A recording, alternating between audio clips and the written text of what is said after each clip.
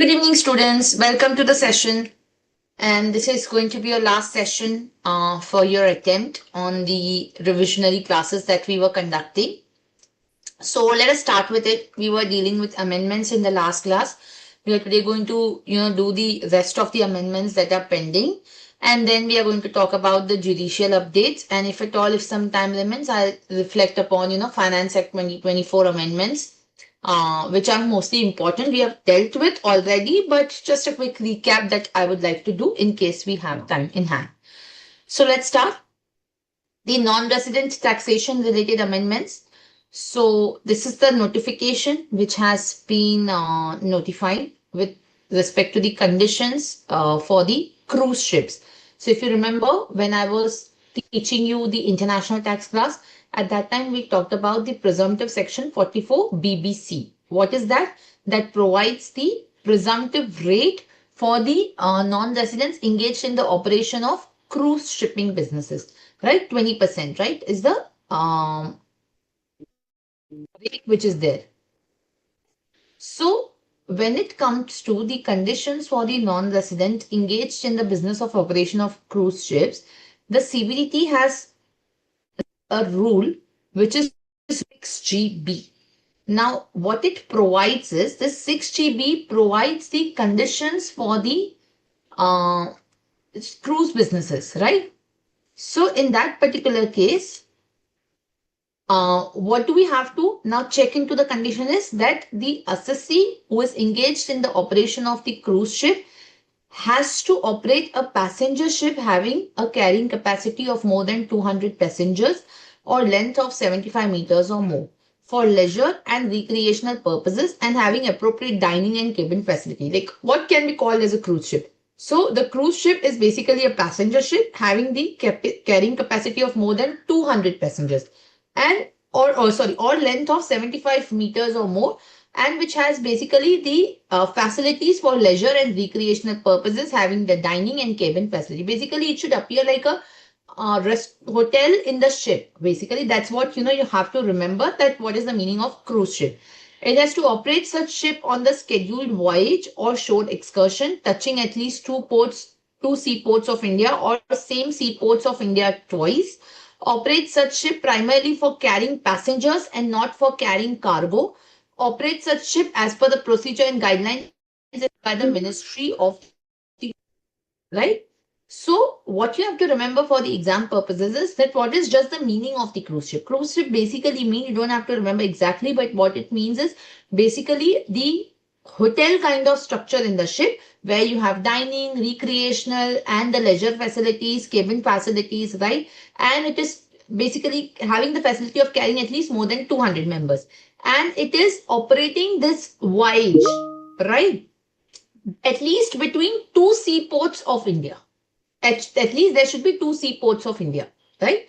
And this should be for carrying of passengers and not for carrying of cargo. Is it clear? Yes or no? Fine. Then the next is time limit for submission of statement by a non-resident having the liaison office in India.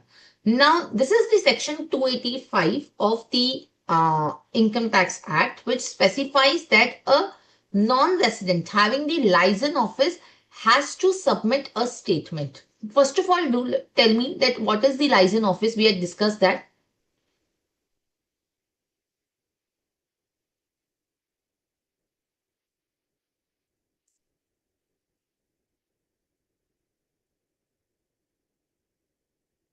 Yes.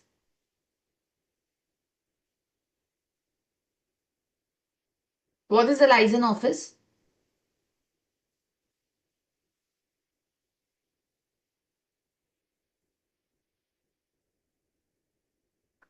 We have already had the discussion.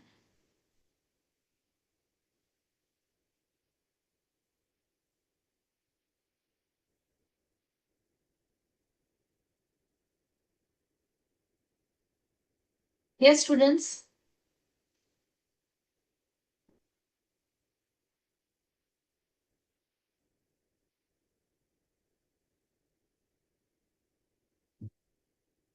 Fast.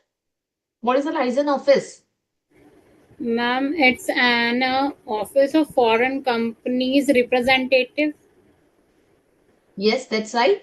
So basically, if you remember, I told you while we were dealing with the international tax, double tax obligation class, double tax relief obligation class, I clearly told you that the liaison office is just a communication channel. Will it result in the permanent establishment? Will it constitute the permanent establishment? No, ma'am. No, right?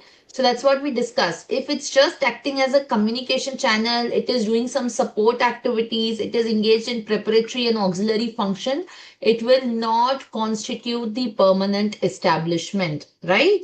So a non-resident which is operating through a branch or a liaison office, which is usually established after getting the approval of the Reserve Bank of India, this particular non-resident has to file a statement in Form 49C with the jurisdictional AO, which will basically provide the details to the AO that what are the activities carried out by the liaison office in India. Are we getting it? AO knows that whether the PE will execute it or not. Are we getting this particular point? So this rule is therefore saying that 49C is now a to file. So rule 144DA, which is there, which it prescribes the form 49. Now CBDT, why this notification amended the rule to provide that the form 49C has to be furnished within 8 months from the end of financial year. So they have given the due date now by amending the rule. Are we clear? Yes. So this is just the notification which is specifying that this now form 49C has to be filed within 8 months from the end of the financial year. That's the limited amendment. Clear? Next, coming to the transfer pricing. Now, what are the transfer pricing related update? They have notified the safe harbor rules for the determination of the ALP. What are safe harbor rules? I am sure that the transfer pricing class has been done. So, what are the safe harbor rules?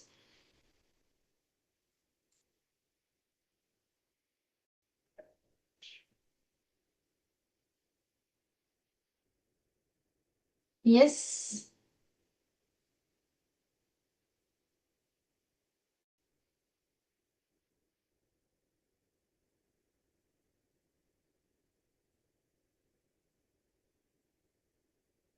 Yes, students, what are the safe harbor rules? Ma'am, for some products, the rate is already predetermined. Correct. So, safe harbor rules are basically the government's predetermined profit percentages that if you adopt those percentages, right? Government has conducted a survey of industries which, reflect that, okay, this is what usually the companies earn margin in retail, let's say, computer software, let's say in back office, right? Now, if you accept these percentages, when you enter into safe harbor agreement with the government, you say, okay, I will accept what the government's margins are, what our government notified margins are, and then you are basically going to avoid the liquidity. If you say that, like, let's say, for example, my margin is 10%, but the government says, no, your margin should be 12%. So you will enter into the round of the assessments and then litigation, right? Better you are saying that, okay, government has notified these margins, I'm ready to accept those margins. So that is basically the safe harbor rule. So section 92 CB provides the safe harbor rules, right? And in that case, once you accept that, okay, I will go as per the government's notified percentages of the profit, then the income tax authority will not question your transfer pricing. Are we clear? So the CBDT, why this notification has introduced these safe harbor rules, right? So the safe harbor rules for the purposes of determining the income chargeable under the head profit and gains of business or profession. Are we clear?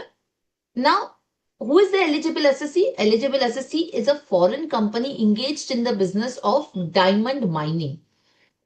If you remember section 911, right? Under section 911, there are certain exclusions which are given. For the uncut diamond, it doesn't constitute the business connection, right? Now, this safe harbor rule has been given where it results in the business connection. So here, who is the eligible assessee? A foreign company engaged in the business of diamond mining, which has exercised the safe harbor rules or option.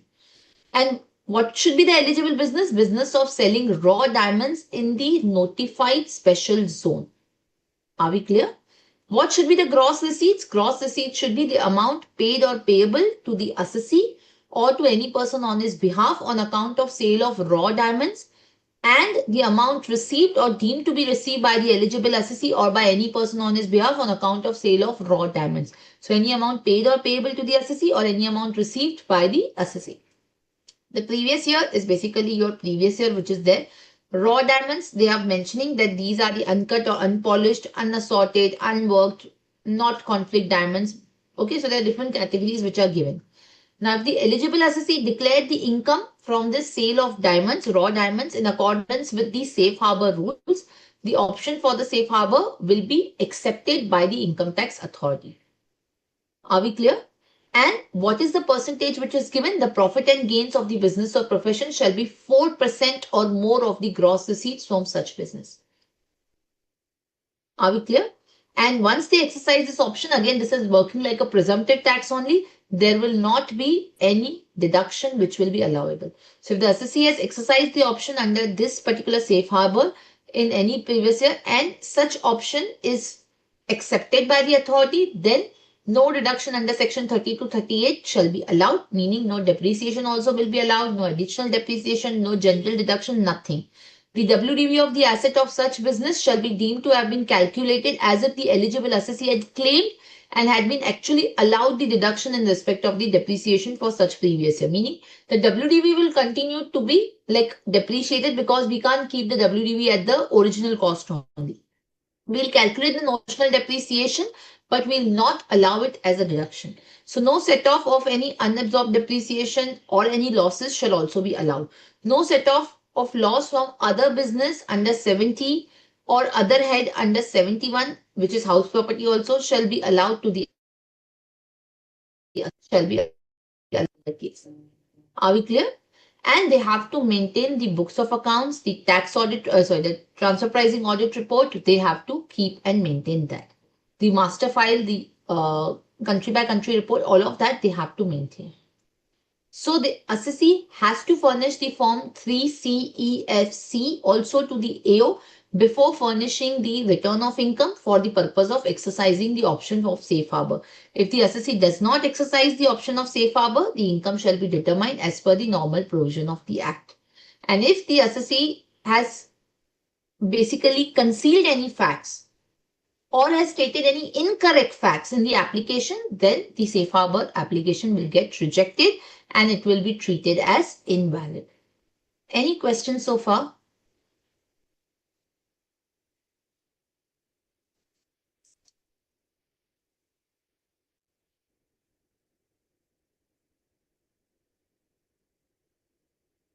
Are we clear? Yes, any questions, any doubt with respect to this? Ma'am, this 4% or more is of income or it's tax percentages? No, this 4% or more of the gross receipts. This is of gross receipts.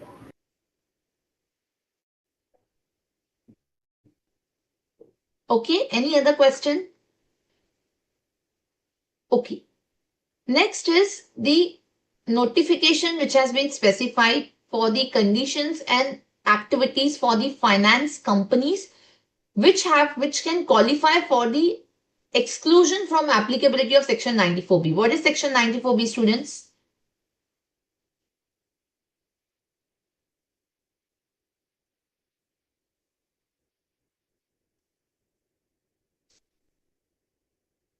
Excess interest. Preservance of excess interest. Excess interest, what it will happen in excess interest? EBITDA 1 crore. But what happens to that excess interest over and above EBITDA of more than 30% of EBITDA? It's disallowed. Yes, it's not allowed as deduction and we are allowed to carry forward it for the period of 8 years. Yes. Yes or no? Yes. So there is the certain exclusion which is there. So finance company located in the International Financial Service Center, IFSC, has been excluded from the applicability of section 94B. 94B is basically applicable on the interest which is paid by an Indian company or a permanent establishment of a foreign company to another foreign company which is its associated enterprise, right? Or it is in respect of the loan taken from another non-resident entity which is not an associated enterprise, but that loan is backed up by the equivalent guarantee from an associated enterprise. Right? In that case, 94B gets attracted. Now, finance company is defined as a finance company under the regulations of the IFSC authority regulations. Right? Now, that means that a financial institution which is incorporated to deal in any of the permissible activities which are listed in that regulations and does not accept the public deposits from any resident and non-resident. And it is not registered as a banking unit. It's a finance entity.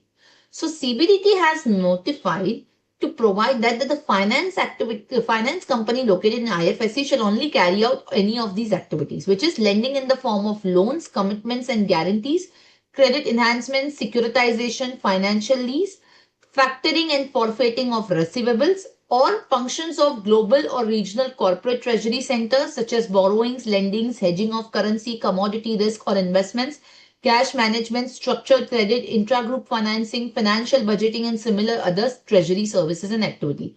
And the interest being paid by such finance company, which is basically the borrower company, in respect of any debt issued by a non-resident shall be in foreign currency.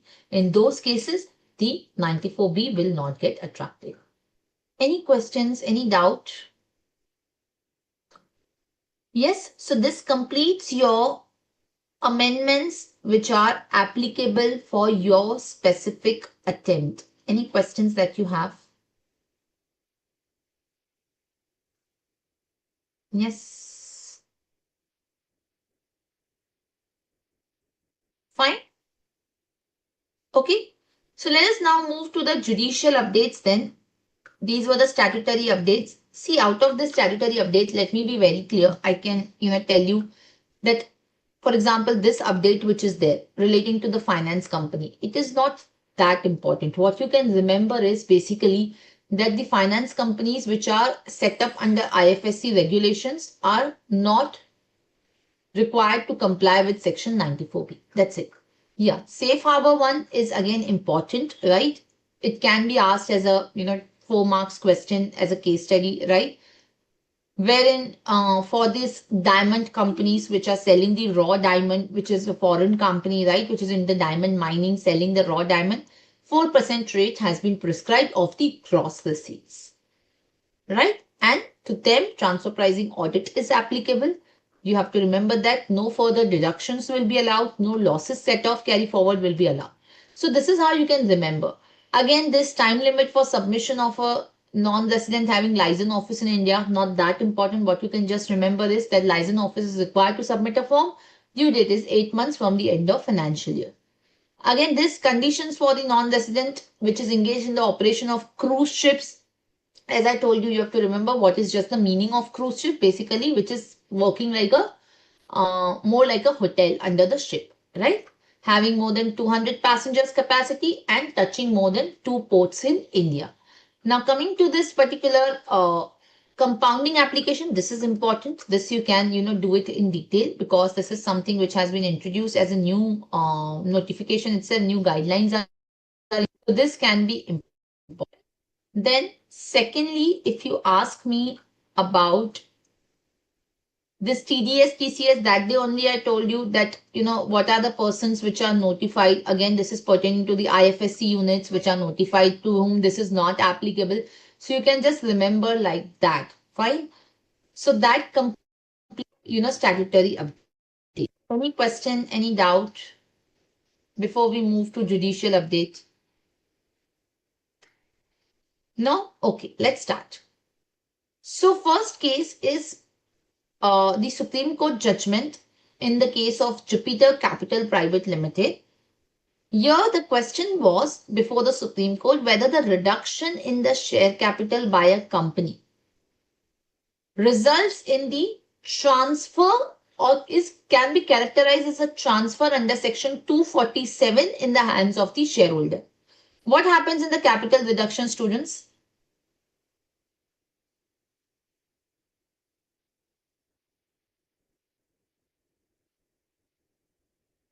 Yes. What happens in the capital reduction?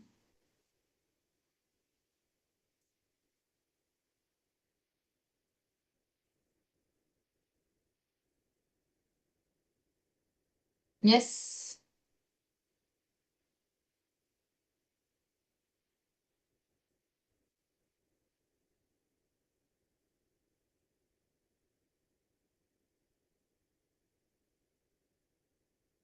What is capital reduction? Your accounting question.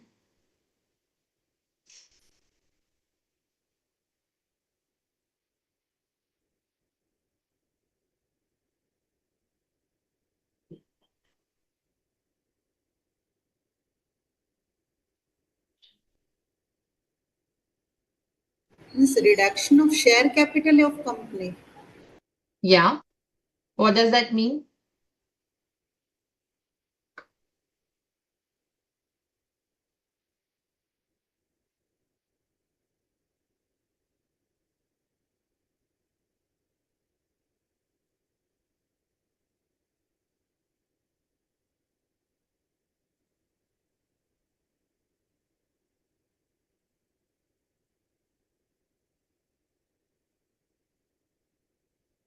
Yes.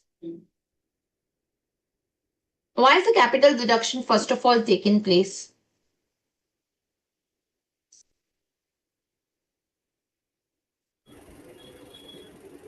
Yes. We have done that as a part of IPCC, isn't it? Ma'am, capital reduction is done when the company is reconstituted or reconstructed as it's suffering losses or having Correct.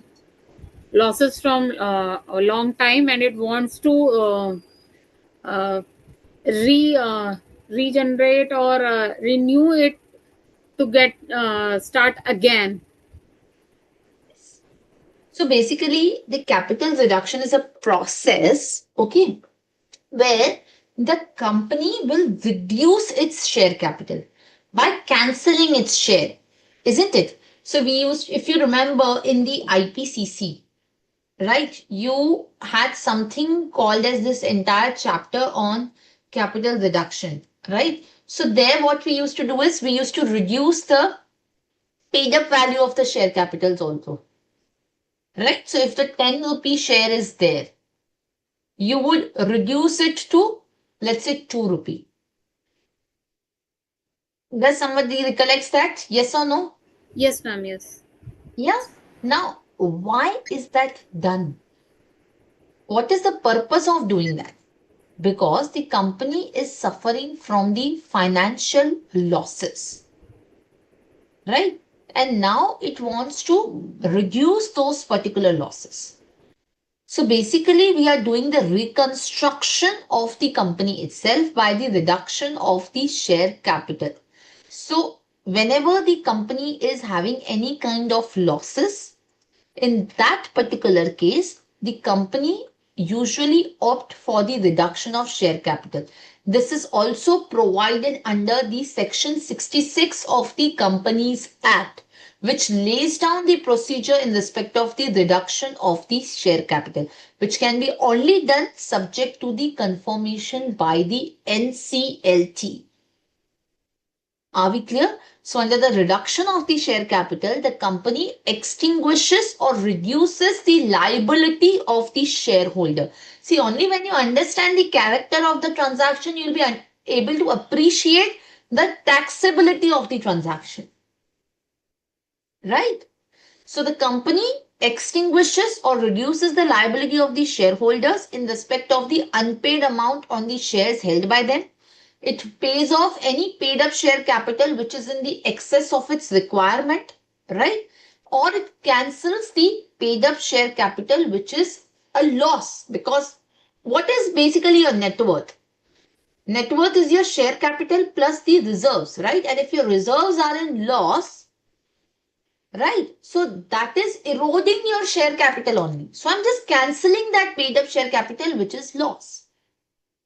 So if a company has been suffering losses for a long time and it is not truly represented by its assets, because my net worth is going now negative. So in that case, the scheme of capital reduction write-offs the portion of the capital which is already lost. Now, what happens in the capital reduction? The reduction basically results in the sacrifice by the shareholders. Right? So whatever the shareholders are now losing, where do you put that amount? So what is the accounting entry that you pass? See, why I'm explaining this? Because this will help you understand the taxability of this. So when the liability of the shareholders is extinguished or reduced in respect of any unpaid amount on the shares held by them. Let's say, for example, the shareholders had to pay rupees 10 as a face value per share. Right? Now, they are not called upon to pay any unpaid amount on shares. Right? Let's say now I'm deciding to reduce the 10 rupee per share value to, let's say, rupees 7.5 per share fully paid up. You had paid only less amount. So now I'm cancelling the unpaid amount of 2.5 per share. What would the entry be?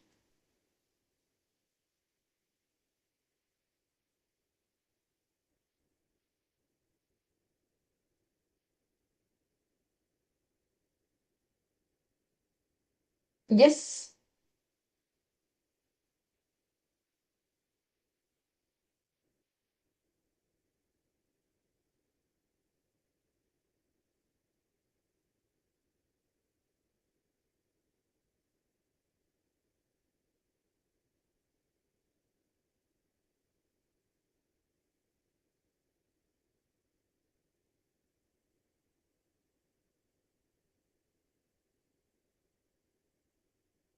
Yes, students. Basic IPCC. Ma'am, reconstruction or evaluation reserve.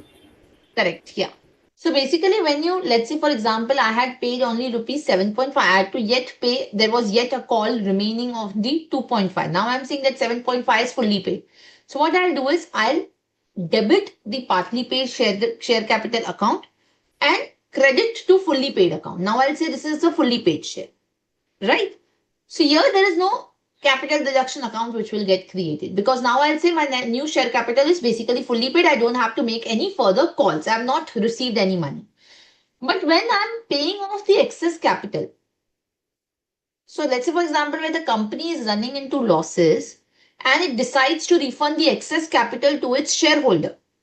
So let's say a company has fully paid up share of 10 and it decides to pay off, let's say 2 rupees per share to make it rupees 8 per share fully paid up. In that case also, what I will do is I will debit the share capital 10, credit to share capital 8, and I will give back the amount to the shareholders.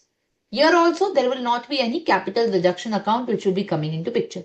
But where, for example, the nominal value of the share remains the same and only the paid up value is reduced. For example, the shareholders may agree to reduce the paid up capital of 100 per share to a paid up value of 10 per share. Right? So how will you credit that 90 rupees which is there? So now I will debit share capital of 90 and I'm not paying back any amount. I'm just cancelling the share capital by reducing the paid up value. I'm not giving back the excess amount to the shareholders. In this case, I'm just cancelling the number of shares by reducing the paid up value. Are we getting it? In that case, I will credit the amount to the capital reduction account.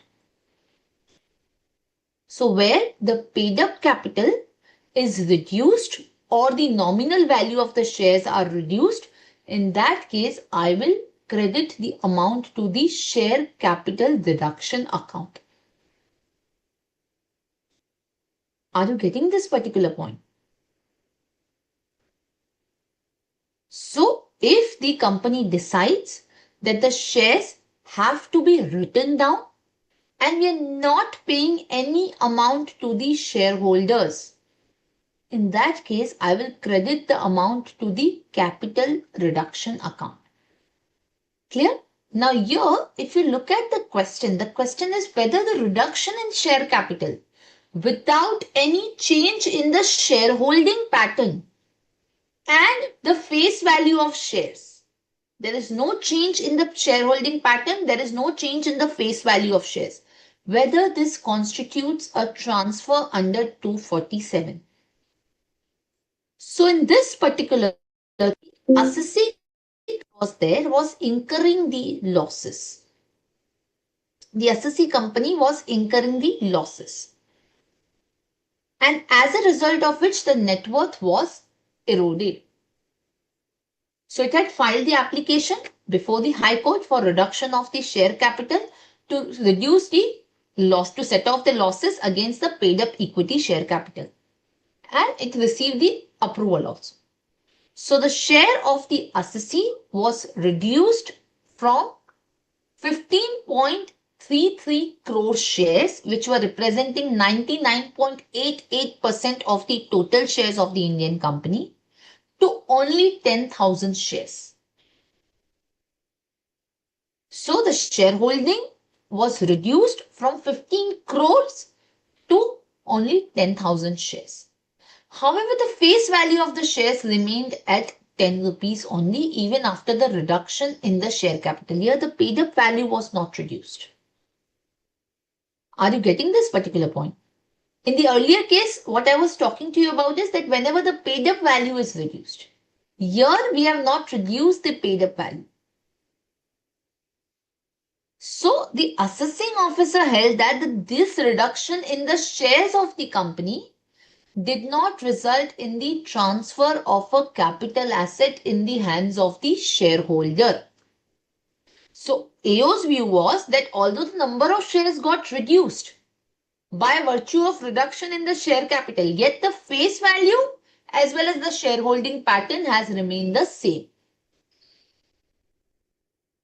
So what did the Supreme Court said in this case?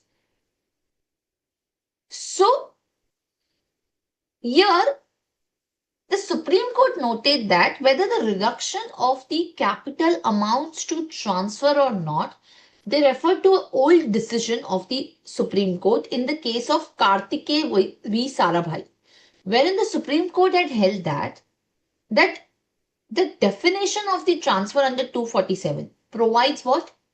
Relinquishment of an asset or extinguishment of any right therein. So any relinquishment of the asset or extinguishment of right in the asset constitute the transfer. Now here the taxpayer continues to remain the shareholder of the company even after the reduction of the share capital. So it cannot be accepted that there was no extinguishment of any part of his right as a shareholder qua the company. Under Section 66 of the Companies Act, the Companies Act has the right to reduce the share capital. It can either reduce the face value of the shares. So as a result of reducing the face value, if the share capital is reduced, then the right of the shareholders to the dividend or to get the share capital back or to get the net assets upon liquidation back is extinguished proportionately to the extent of reduction in the capital. So meaning there is some extinguishment of the right and that amounts to transfer. Isn't it? So if my share capital will get reduced, right, I will not be eligible for the dividend that I was at one point in time.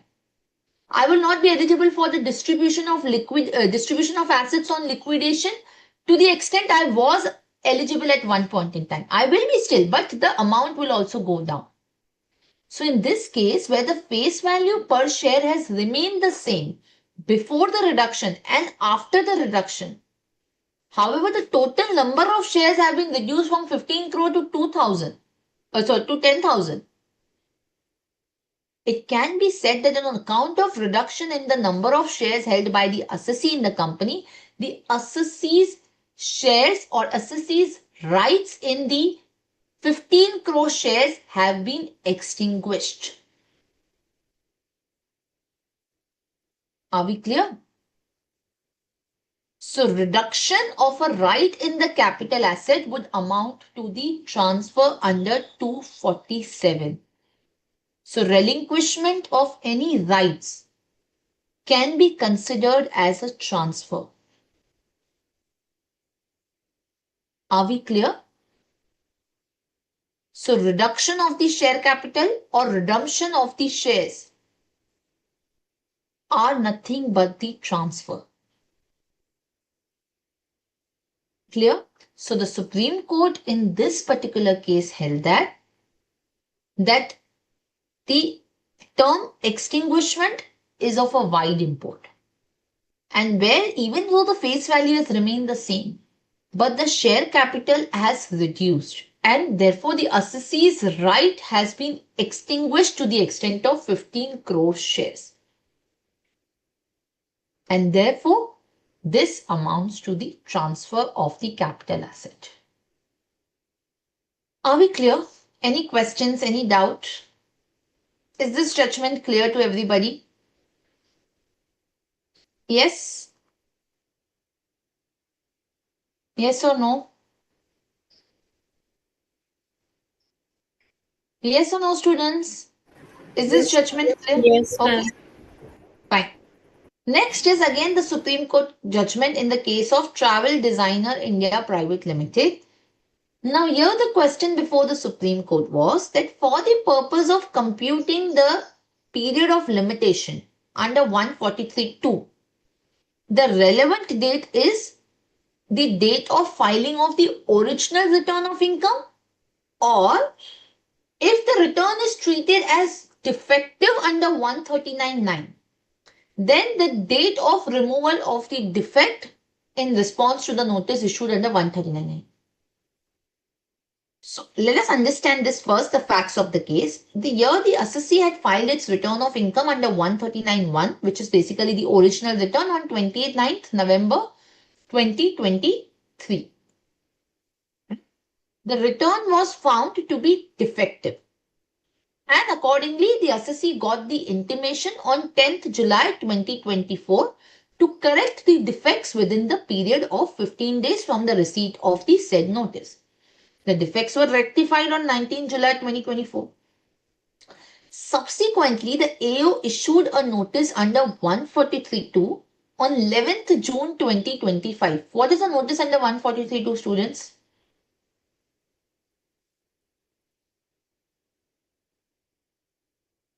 Yes.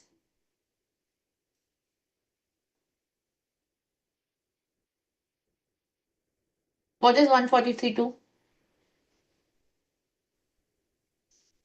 It is for asking for information or for notice for scrutiny assessment. Correct. It is the notice for the normal scrutiny assessment, right? So what is the time limit for 143(2)? Within 3 months from the end of the financial year in which the return is furnished. Right? Within 3 months from the end of the financial year in which the return is furnished. Now, when was the return furnished by the assessee? 29th November 2023. So, when will the 3 months expire?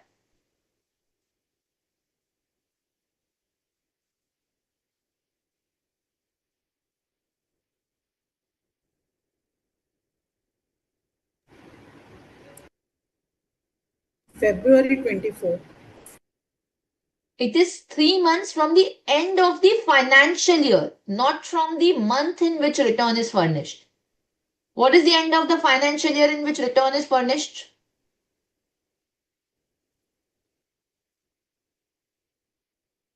'22-23. No, it's 23-24, na? The return is furnished on 29th November 2023. So this is financial year 23-24, isn't it? It's assessment year, no, ma'am? 23-24. What does it say? That is the assessment year. But it says from the end of the financial year in which the return is furnished. So what is the financial year in which return is furnished? It is not talking about what is your financial year of when you earn the income. It is not saying like that. It is saying the financial year in which the return is furnished. What is the financial year in which return is furnished? 23-24. 23-24, yes, ma'am. Correct? So 3 months from 23-24, end of 24, March 24, 3 months will be June 24, Yes, ma'am. June. right? The notice is issued on 11th June 2025. So the assessee said that the notice was barred by limitation as per the provisions of the Act. Now, the contention is that from when do we count the 3 months? Whether from the financial year in which the return is filed, which is March 2024, or from the year in which we have rectified the defects, which is 19 July 2024, we had rectified the defect. The financial year for the rectification of defect was 24-25. So according to that, the 3 months will end on 30th June 2025. Isn't it? Yes, ma'am. So that is the question before Supreme Court. So what they have held is that the return was defective and the assessee was called upon to remove the defect which were removed on 19 July 2024, which is within the time allowed by the AO. Therefore, upon the defects being removed, the return would relate back to the date of filing the original return, that is 29 November. So once you rectify the defect, your return which is originally filed, that is the valid return. It is not considered as a new return. So the limitation for the issuance of notice under 143(2) would be 3 months from the end of the financial year in which original return was filed, which will be 30th June 2024. And here the AO issued on 11th June 2025, which is much beyond the period of limitation, and therefore the notice is barred by limitation and cannot be sustained. Are we clear? Is this case understood? Yes, ma'am. Okay. Next is again the Supreme Court judgment in the case of Bank of Rajasthan Limited. Now here the question before the Supreme Court was that whether the interest paid by the bank for broken period on purchase of securities can be claimed as revenue expenditure. What do we understand by the broken period? Again, go back to your CPT. What is the meaning of broken period?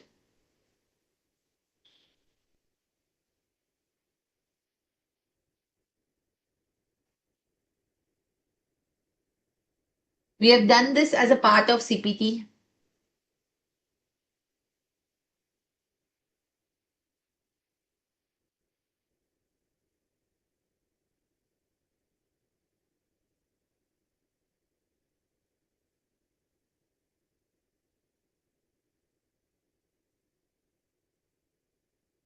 Yes.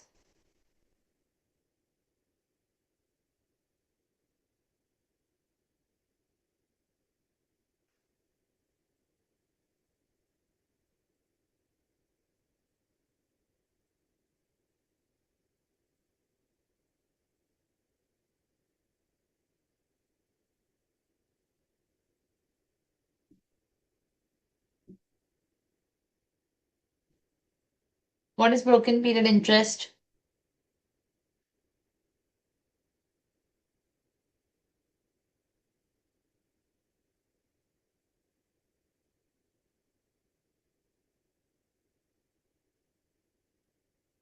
Yes. Investment accounting, do you remember we have done that as a part of CPT? Yes or no? Yes or no? No, ma'am. You have not done investment accounting?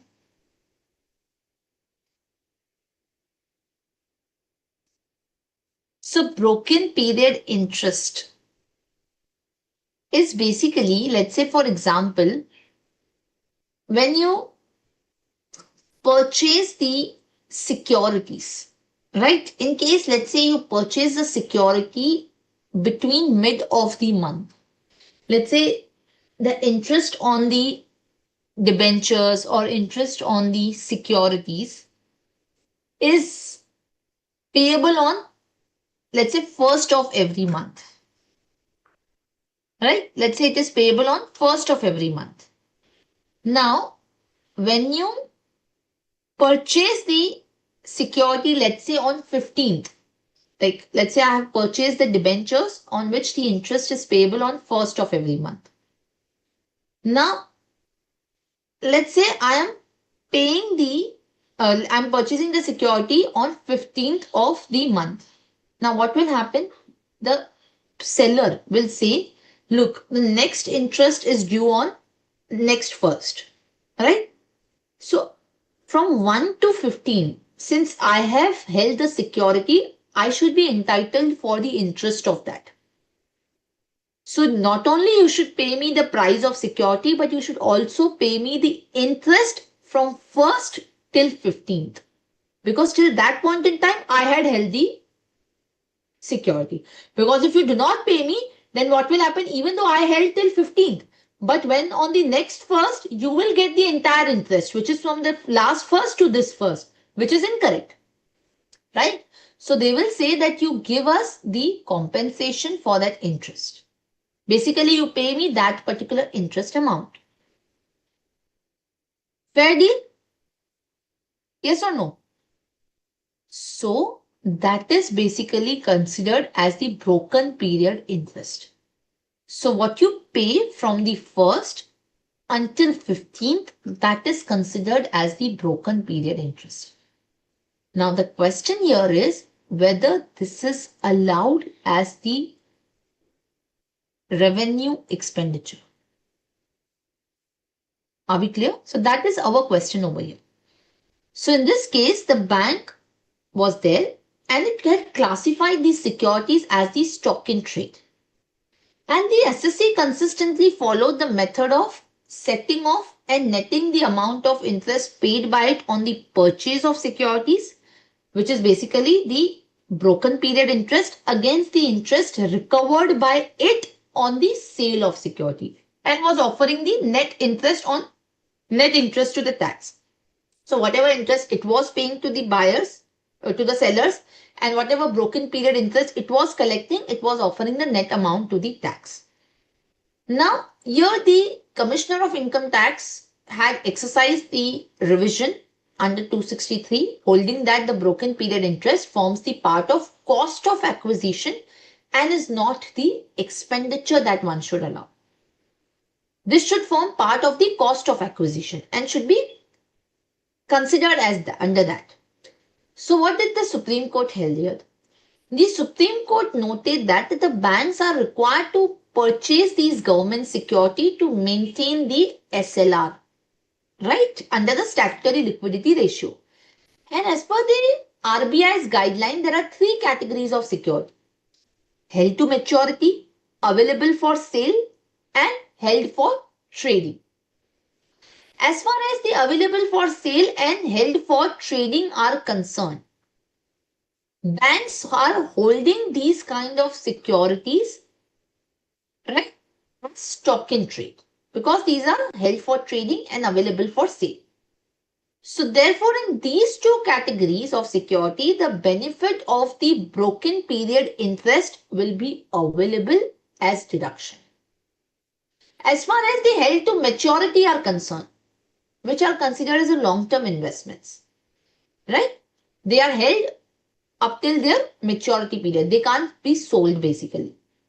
So they are basically characterized as investment and not stock in trade. The benefit of broken period interest will not be available. So the Supreme Court held that the securities which are treated as stock in trade, the interest on broken period will be considered as a revenue expenditure and will be allowed as deduction. In case of the held to maturity, it will not be considered as the revenue expenditure. Are we clear? Yes or no? Any questions, any doubts? Yes? Yes, ma'am. Next is again the Supreme Court ruling in the case of Adyan Technologies. What was the case here? The expenses which were incurred by the SSC towards the development of software for advertisement, which due to technological development had to be abandoned. So they were developing a software, but the technology is fast changing, and because of that, suddenly they realized that no, this is not anymore a good technology on which we are developing. Now a new technology has come in, like there are so many languages. There is Python, there is Java, there is HTML, right? So let's say I was developing on HTML, or I was developing through C++ writing skills, right? And now there is Python suddenly. There under Python also there are multiple, ways that you can develop the software. Now due to technological development, I have to abandon whatever I have done. Can I claim the expenditure as the revenue expenditure? That was the case. So the assessee was in the business of rendering the internet advertising services to the advertisers, right? And in order to develop its software, it had incurred a lot of expenditure. So basically, when you develop software, you have to buy a lot of tools. You have to give the money to a lot of computer engineers, right? But due to the technology development, the application could not be developed and it had become obsolete. So the question was whether this can be claimed as revenue expenditure. So here the court observed that the product having been abandoned, the taxpayer is not going to get any benefit of enduring nature. It is not going to get any recurring benefit out of that because now the product is abandoned. So assessee has incurred the expenditure in the last 2 years to develop a software, but due to change in the technology, it has to abandon the product. So it has lost all the money that he had spent on the product. So therefore means the assessee is not going to get any benefit out of this. And therefore the expenditure is revenue in nature. Very simple. Fine. Any questions? Yes? Okay. Next is the Delhi High Court ruling in the case of Johnson Matthey Public Limited Company. Now here, the question was whether the amount received as guarantee fees by a foreign company from its Indian subsidiary fall within the definition of the interest. So here the taxpayer was a UK company, a resident of UK, which was entering into a global corporate guarantee for the purpose of securing the loans for its subsidiary in India. It's a very common thing, right? So, a lot of Indian companies by themselves, they may not be able to obtain the loan from the foreign banks, right? Not from the Indian banks, from the foreign banks.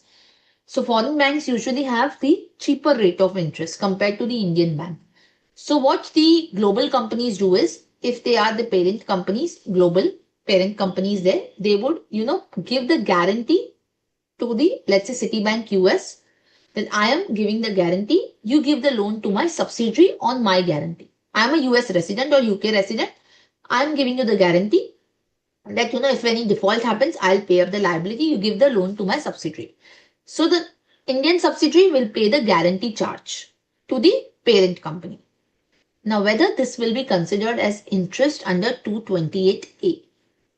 So what is the definition of interest under 228A? Interest means interest payable in any manner in respect of any money borrowed or debt incurred, including a deposit claim or other similar right or obligation, and includes any service fee or other charge in respect of the money borrowed or debt incurred, or in respect of any credit facility which has not been utilized.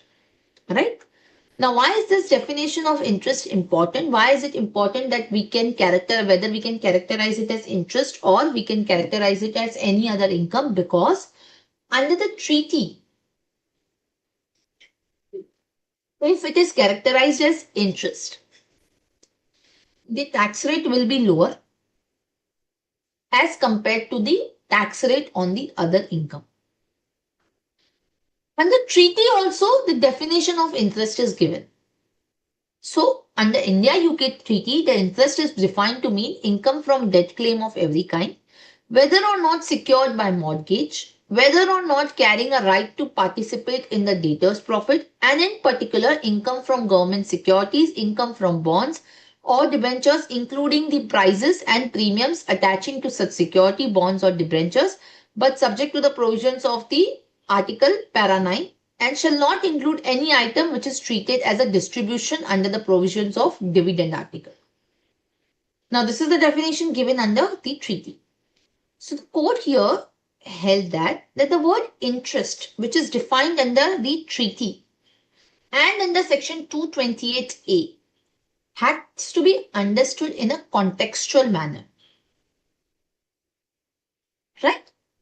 So, the payment or repayment pursuant to any loan has to be considered as interest. This has to be within the context of the loan.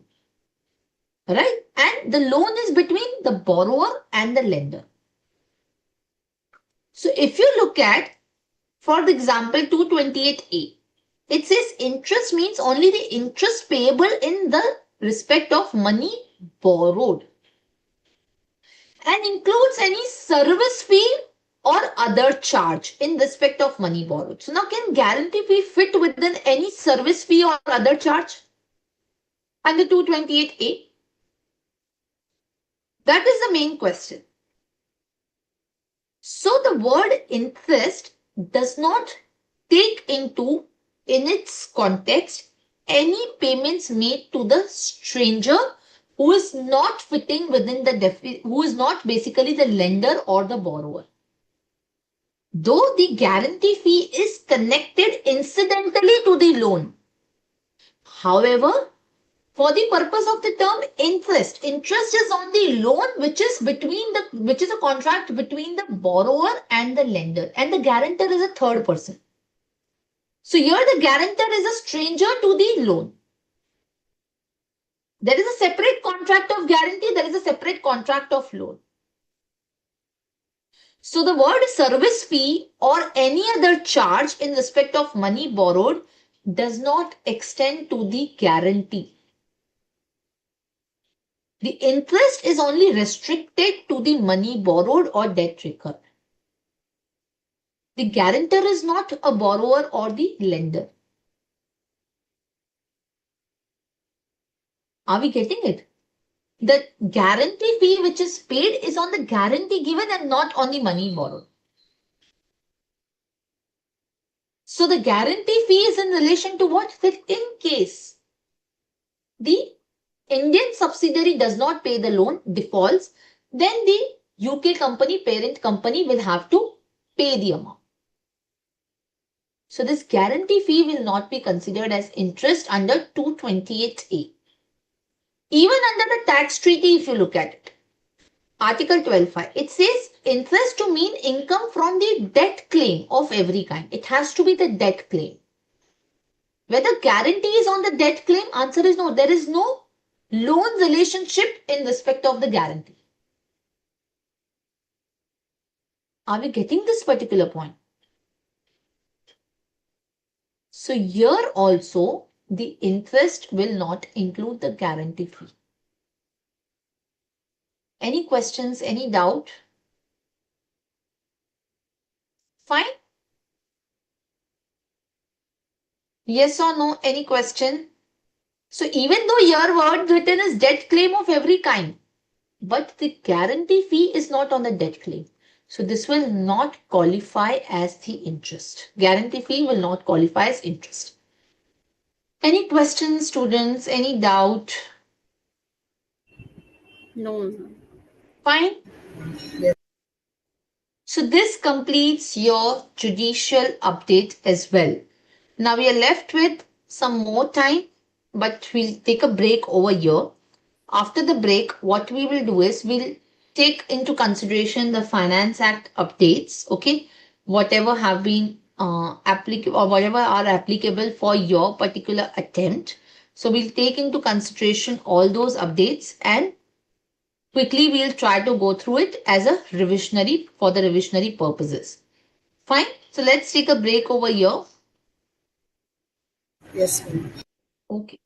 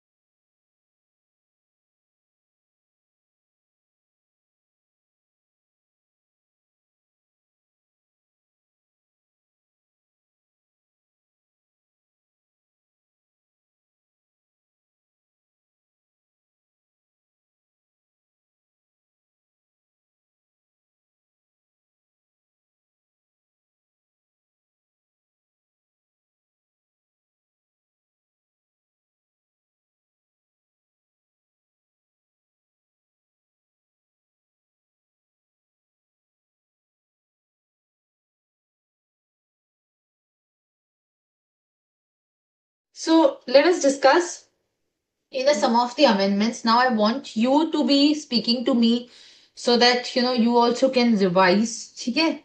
So first amendment which I wanted to talk to you about is the let's go chapter by chapter wise rather. Let me open up the chapter here as well.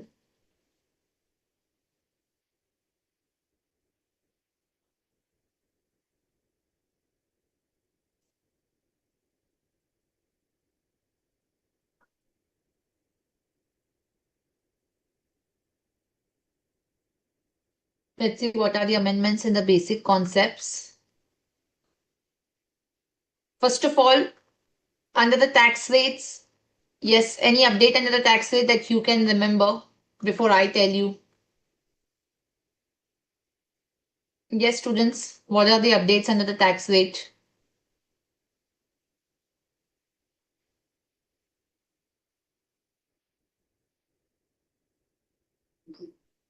Yes. Whether in the tax rates of the individual, what are the changes for your particular attempt?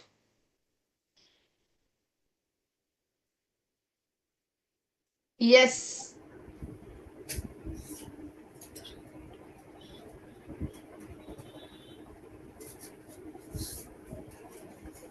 Yes, students. Ma'am 3 to 6 था earlier, अभी वो 3 to 7 हो गया है 5% वाला. Correct.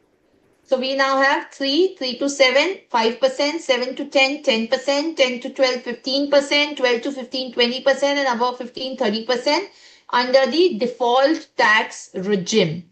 Yes or no? Yes? Under the old tax regime, any change?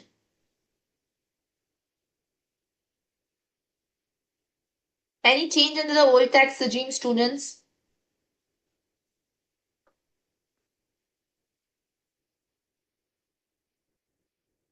Yes or no? You have to answer very fast. No, ma'am. No change, right? What about the change in the standard deduction? No, ma'am, there is also no change. There's no change?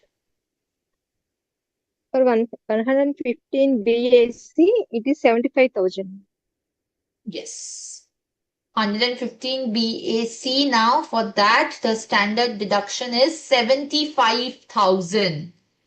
And what about the old regime if you opt? What is the standard deduction? It is 50,000. It is 50,000. That's right. So basically under the standard deduction, one change is under the standard deduction. One change is as per the rates of tax. Earlier, your rate of tax for 115 BAC was 3, 3 to 6, 6 to 9. Now they have made to 3 to 7, 7 to 10. Yes or no? Under the old, there is no change. That still remains the same. Fine. What about the rebate?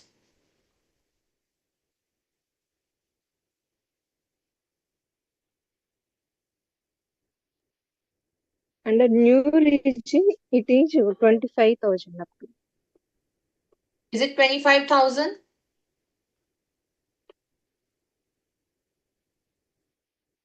What is the rebate?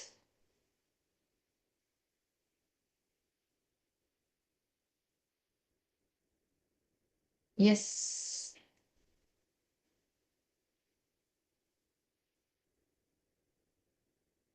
Yes, anybody? Or everybody agrees this is 25?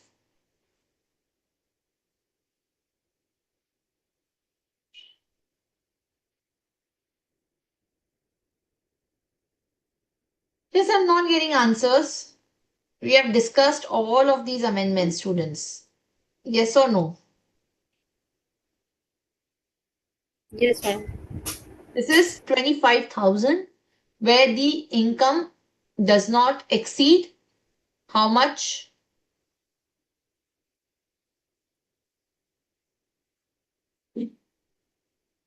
7 lakhs. Ma'am.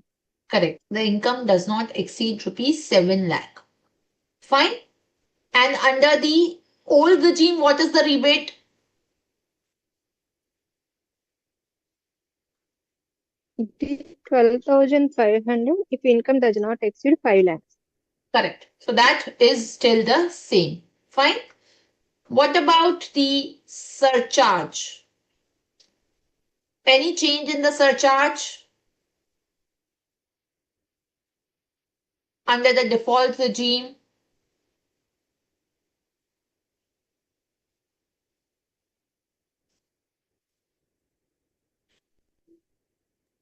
Maximum rate is 25%. Correct. Maximum No, rate is here 25%. Under the old regime, maximum rate goes to? 37%. Correct. And if the AOP has only company as members, what is the rate of surcharge?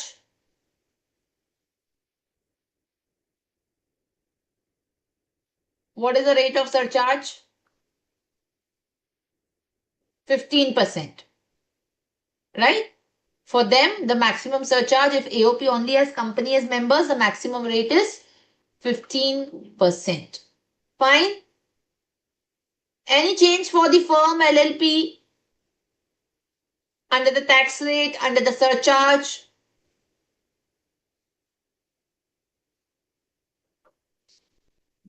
No, ma'am. No, ma'am. 30%, and more than 1 crore, it's 12% surcharge. For the cooperative society,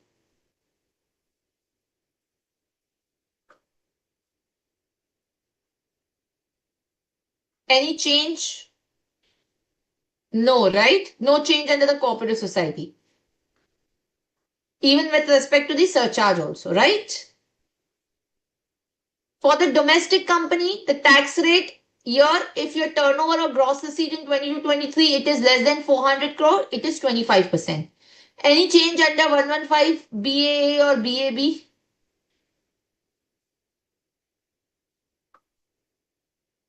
Yes.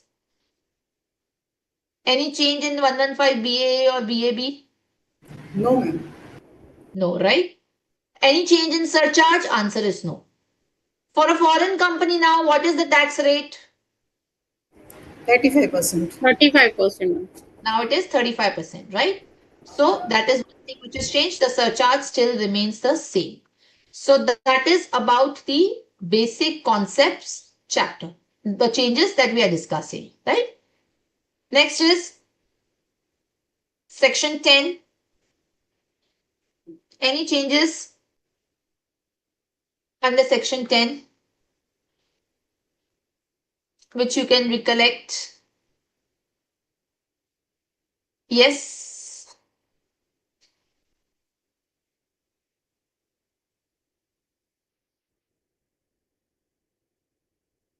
Yes, please.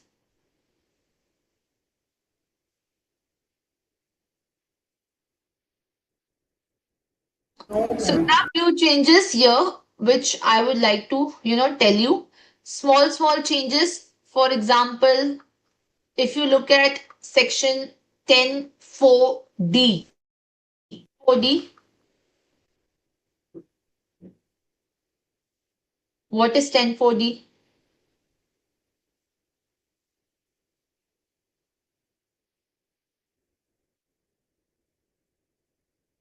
Yes, students, fast. Exemption to specified entities. No. See, that is basically in relation to these mutual funds, isn't it? 10(4)(d). What is the exact exemption?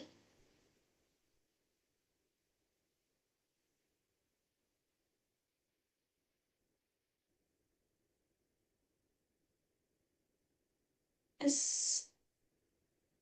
See, students, 10(4)(d) exempts the income which is accruing or arising or to receive by a specified fund as a result of the transfer of a capital asset on the recognized stock exchange, which is located in the IFSC. Right? What kind of asset? These GDRs, ADRs, all of that. There they have just included that the these instruments which are basically granted a certificate as a retail scheme or an exchange traded fund, those will also be included. Just a simple amendment which has been introduced under section 10, right? Then any other amendment? So if you see here, they have given under 10D, 10.4D, 10.4E, income of a specified fund on transfer of a specified asset. Then even under 10.4E, income of a non-resident as a result of transfer of non-deliverable forward contract, offshore derivative instruments, over-the-counter derivatives entered into with the, offshore banking unit of the IFSC. There as well, they have made small amendments like, over-the-counter derivatives have now been included, right? So there are these small amendments which they have brought under section 10. Nothing as such major amendment. Clear? Any questions? Yes or no?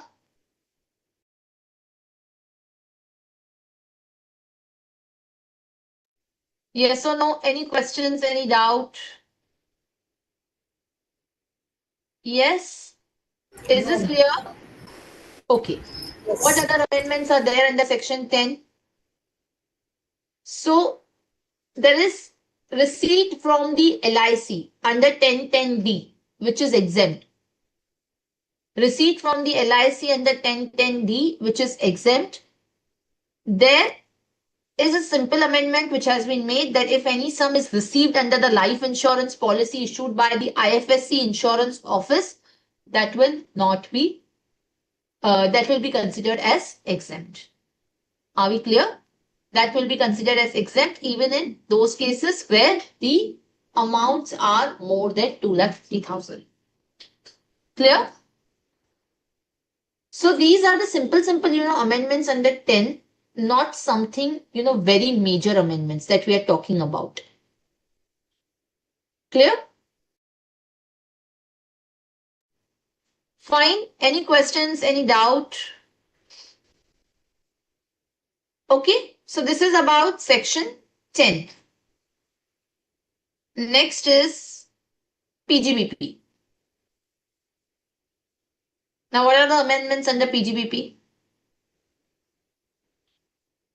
Yes. Let's talk about the amendments under PGBP. What are the specific amendments that you can recollect? First, you tell me.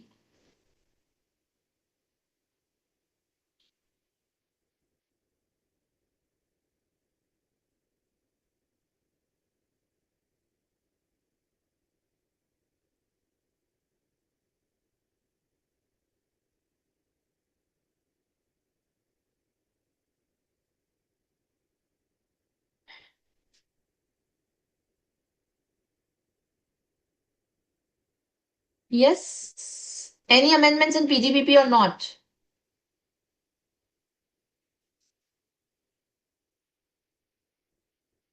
Is there any?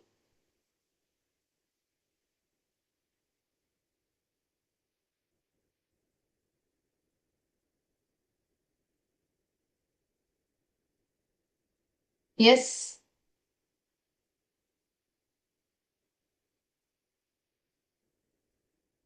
Nothing, right? There is One amendment amendment. PGBP except a new introduction of the section which is 44 BBD. 44 BBD is introduced with respect to the non-resident. Again, that is applicable from 1st April 2026. So therefore, that is also, not technically applicable to you. 44 BBD. That has been introduced even though through the Finance Act 2024. But that is not specifically applicable because that is applicable from AY 26-27. Right? And that basically says that, which is a presumptive provision for the non-resident engaged in the business of providing services or technologies for setting up the electronic manufacturing facility. So that is again, applicable for the next assessment year, not for this year. Fine? Yes, any other questions? Fine. Any other amendment that you can recollect? Okay. One more under 1050 which is applicable is relating to the equalization levy. So now whether equalization levy is applicable?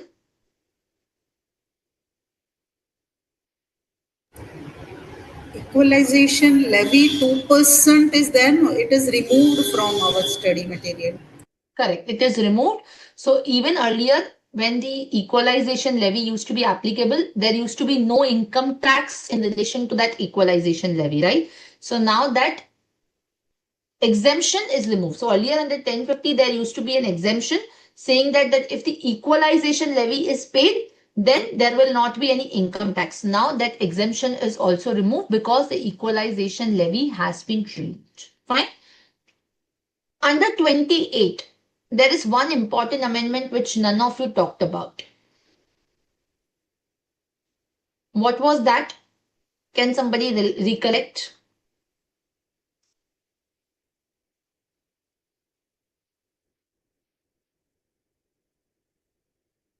Yes, under 28, there is one amendment. You said there are no amendments in PGBP. That's incorrect. So, if you see this, income from the letting out of the residential house or part of the house by the owner is chargeable to tax under the IFHP and not under the head PGBP. Do you recollect this? So income now from letting out of a residential house is always going to be chargeable under the head IFHP and not under the head PGBP. Yes or no? So even if you are holding the house property as a stock in trade and renting out of the residential house property is your business, but still it will be chargeable under the head IFHP and not under the PGBP. But if it is the renting out of commercial property is your business, in that case, whether you will charge under PGBP or whether you will charge under IFHP? PGBP. On what basis? Because it's business. Business. On the basis of Supreme Court ruling in the case of Chennai properties. Do we recollect this? So Yes, ma'am. if I tell you Yes, Chennai properties case, yes, we had this judgment here, wherein in your module it is clearly written that even though Finance Act 2024 has now clarified that letting out of the residential house would be chargeable under IFHP and not under PGBP, in respect of the commercial properties, this ruling will hold good. Are we clear? So not just you will write in the exam only on the basis of that it's a business, on the basis of the Chennai property ruling. Yes or no? So you have to quote it properly during the examination, students. You have to make sure that when in the exam the question is on the residential properties, letting out the residential property is your business. In that particular case, you will quote this Finance Act 2024 amendment. But if the letting out of the commercial property is your business, in that particular case, you will write the Chennai property rule. Are we clear? Yes or no? Yes, ma'am. please. Yes, ma'am. You have to remember these points. That's why I'm emphasizing again and again. These are very, very important principles on which the questions can be students targeted in the examination. So you have to be very, very, very careful about these points. Clear? Okay. Next amendment is under section 36. Section 36, 4A. What is that section?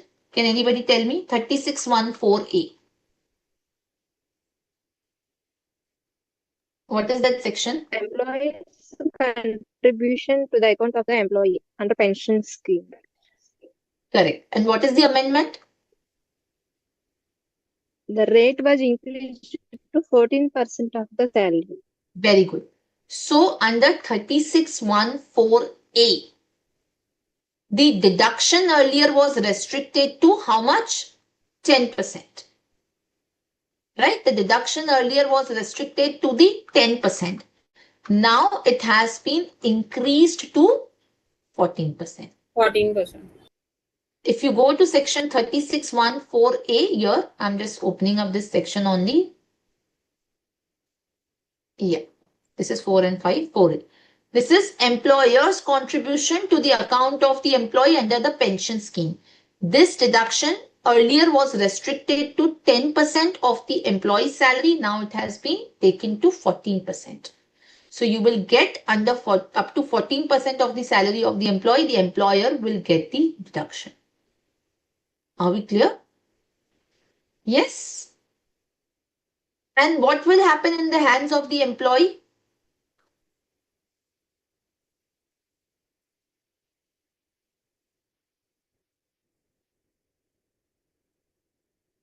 Yes, in the hands of the employee, what is the implication? First included in the salary, then deduction available under section 80 CD subsection 2. Correct. And how much is the deduction available under 80 CCD 2?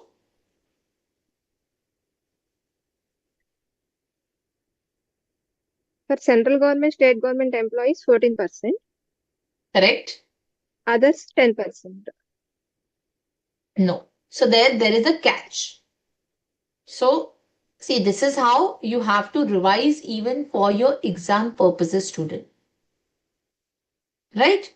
It can't be that you will do it on only basis of one chapter. So this is how you have to establish the linkage and revise, because in the exam the question will not be on one single chapter, students. The question will be on the basis of 2-3 chapters. Right? Just give me a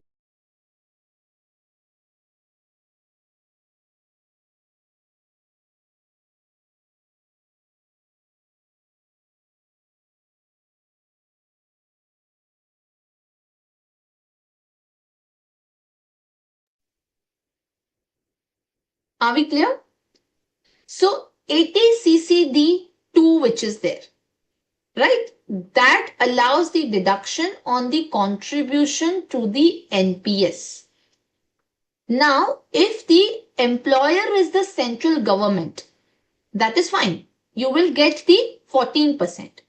But if the employer is anybody else, in that case, the deduction will be under 80 2, 10%, but where the assessee is opting for the 115 BAC, it will be 14% of the salary.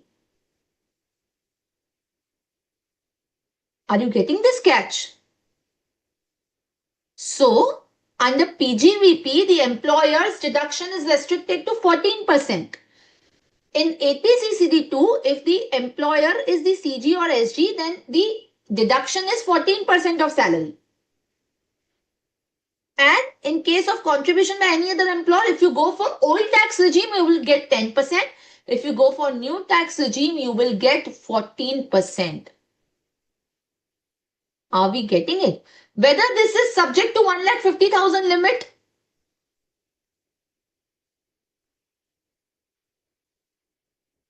Yes. Whether this is subject to 1,50,000 or it is over and above 1,50,000?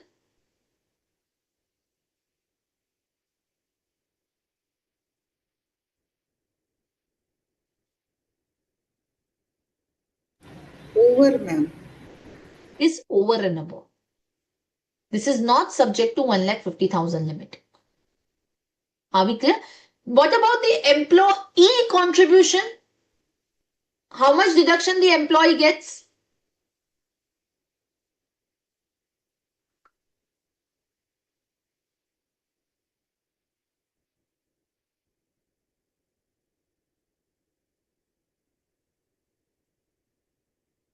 the employee gets up to 10% of salary, whether it's employed by CG or by any other employer. And in case of any other individual, it is 20% of GTI.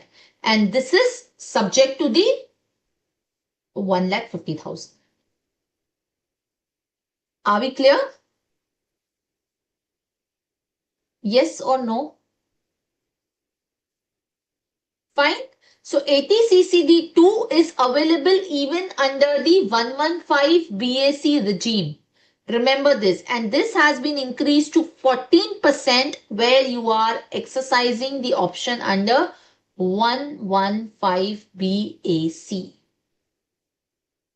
Are we clear, student? Are you getting this particular point? Yes?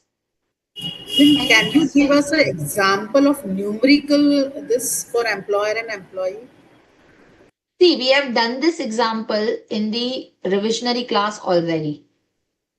So you will have to go back to the revisionary class to see. We have taken the example on this particular point itself where we have discussed. So here, if I go to the example, it will take a lot of time again. So I will suggest you go back to the revisionary class where we have done this particular point already. Are we clear? Yes, ma'am. Yes, ma'am. Okay. So there we have solved one example. In your module also that example is present. So my request will be you can just have a look at that particular example and go to the revisionary class where we have dealt with this elaborately. Any other questions? Fine. So you have to remember that when we are talking about the pension scheme, you have to not only look from the employer perspective, but even from the perspective of the employee also. Clear? So there is amendment in 80CCD2 also. There is amendment under section 36 as well. So do remember this particular point. Fine. Now, there is one more amendment in section 37. What is that?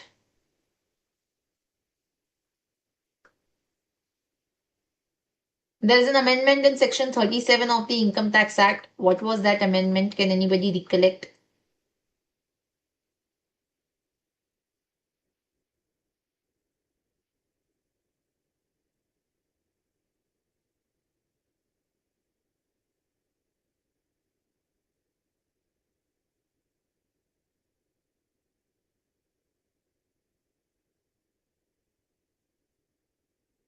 Yes.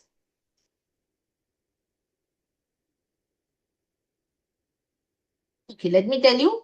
So, section 37 says that any expenditure incurred by the assessee for any purpose which is an offense or which is prohibited by law is disallowed.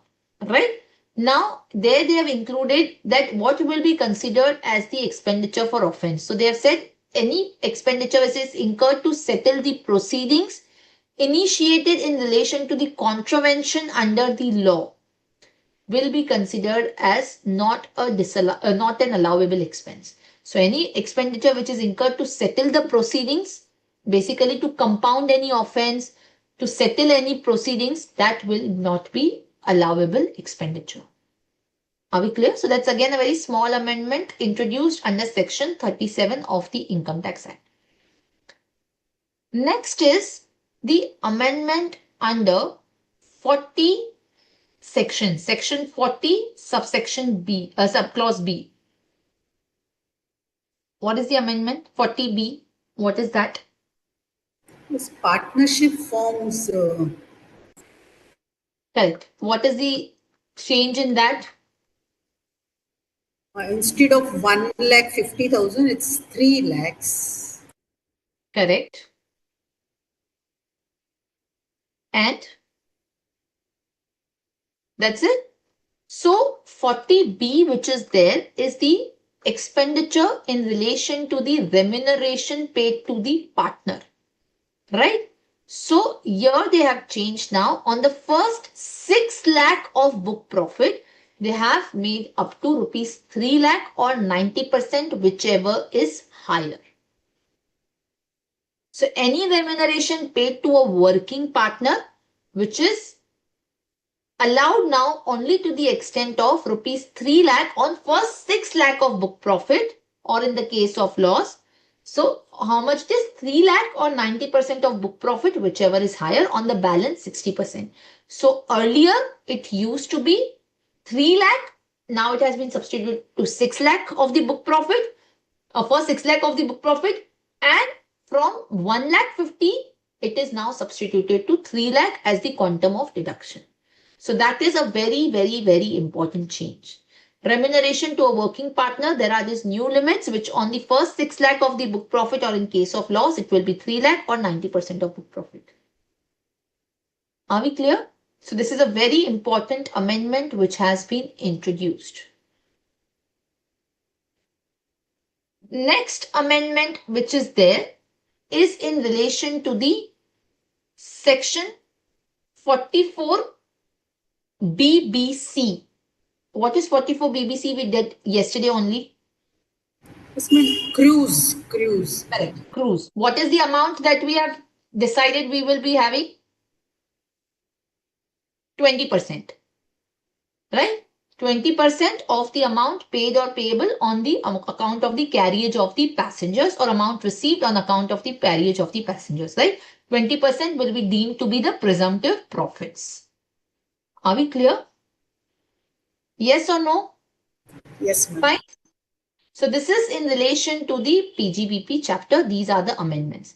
Let's move to the next chapter, which is capital gains. Let's see what are the amendments in the capital gain.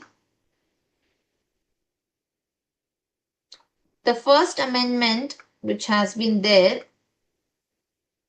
under the capital gain is under section 46A. What is section 46A?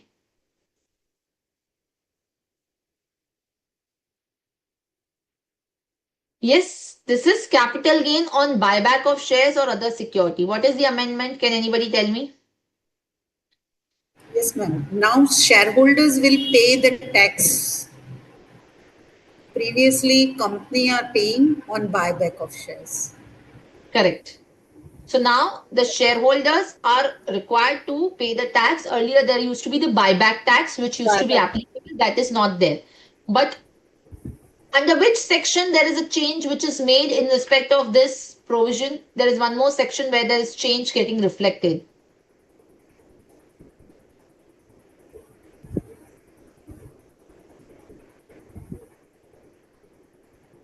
This will be considered as, sorry, 222F. 222F. This will be considered as deemed dividend. Yeah, so in case of buyback of shares after 1st October 2024 by domestic company, whether listed or unlisted, the sum paid by the domestic company for the buyback would be treated as deemed dividend and would be taxable under the head income from other sources. No deduction for the expenditure would be available against such dividend income. And as per 46A, the sale consideration will be considered as the nil. Only the cost of acquisition of those shares would be allowed as the capital loss, which can be set off and carry forward as per the set off and carry forward of the losses. If it is a long-term capital loss, it can be only set off against the long-term capital gain. If it is short-term capital loss, it can be set off against the both long-term and the short-term capital gain. Are we clear? Yes? What is the other amendment under the capital gain? There is amendment under section 47. What is that? Can anybody tell me?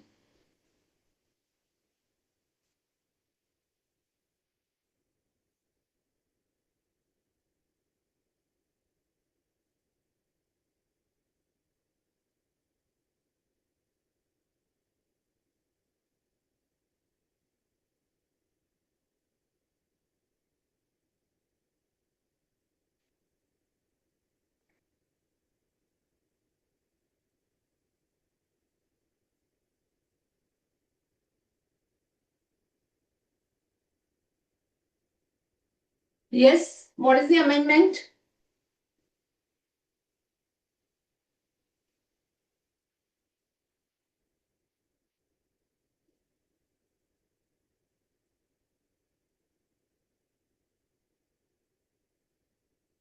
What is the amendment under 47?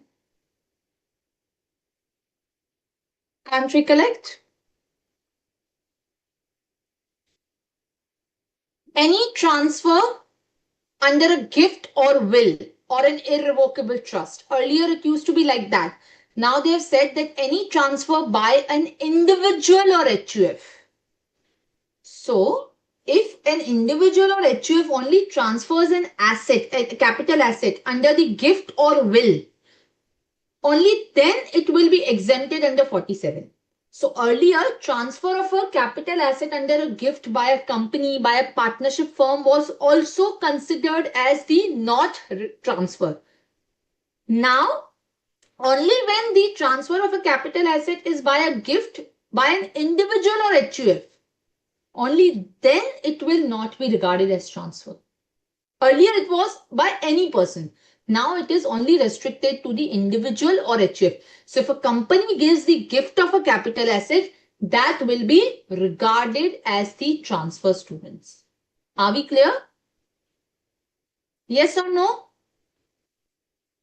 Yes? Okay.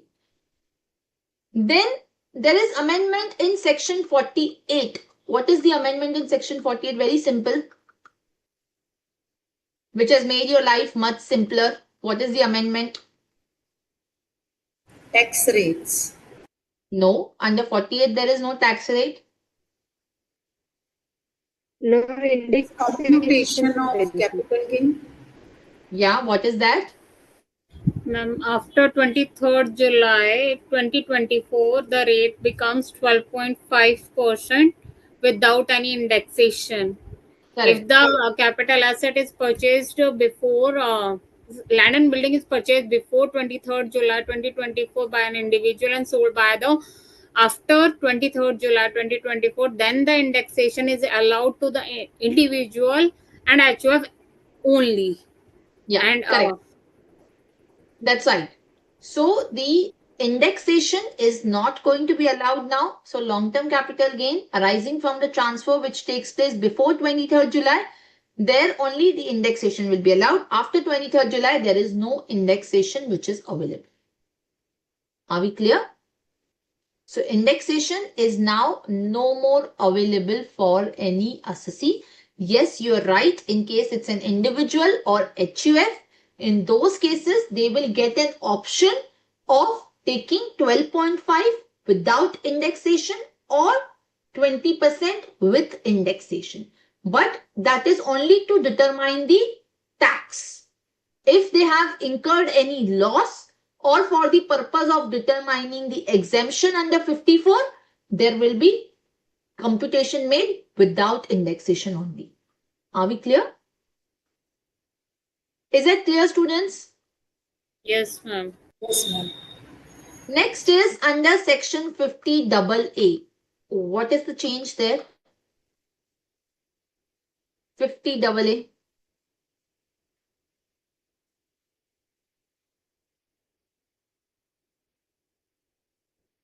Same date is incorporated 23rd July 2024 before and after. No. 50AA. Market linked debenture. Correct. 50AA is market linked debenture. So 50AA, there has been an amendment which has been carried out. What does the amendment of 50AA says is that in case of the transfer or redemption or maturity of the specified mutual fund, which are acquired on or after 23, or the market linked debenture, or unlisted bond or unlisted debenture which is transferred or redeemed or matured after 23rd July 2024. So any unlisted bond or unlisted debentures which are transferred after 23rd July 2024, in those particular cases, what they say is that the capital gain would be deemed to be the short-term capital gain and chargeable to tax at the normal rates of tax. Are we getting this particular point, students? So, this has been a notable change. Now, what is a specified mutual fund over here? The specified mutual fund has been defined as a mutual fund where not more than 35% of its proceeds is invested in the equity shares of domestic company. Fine. So that is the definition of the specified mutual fund, where they say not more than 35% of the proceeds are invested in the equity shares. Are we clear? So this is again a very important section which has been introduced under 50AA. Market linked debenture. So earlier unlisted bonds and unlisted debentures were not considered. Earlier for the unlisted bonds and unlisted debenture, the period of holding used to be 36 months. Now they will be deemed to be the transfer or the capital gain on that will be deemed to be the short-term capital gain. Are we clear?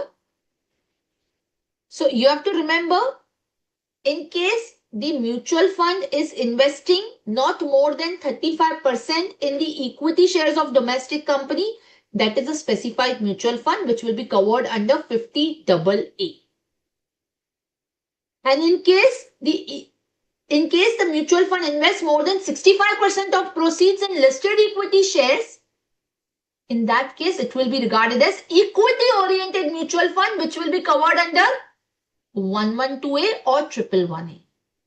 Are you understanding? So if the less than 35% is invested in equity shares, then it is specified mutual fund on which 50AA applied. If the mutual fund invests more than 65% of its proceeds in listed equity shares or in another mutual fund more than 90%, in that case which section applies? 112A or 111A, because then it will be regarded as equity oriented fund. Are we clear? Any questions? Yes? Any questions, any doubt? Yes, students? Yes, ma'am. Clear, ma'am. Okay. Next amendment is in respect of the section 55. What is the amendment there?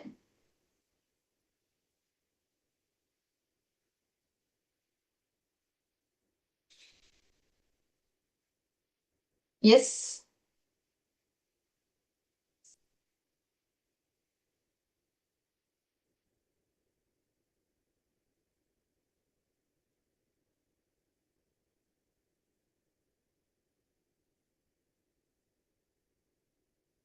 Yes, students.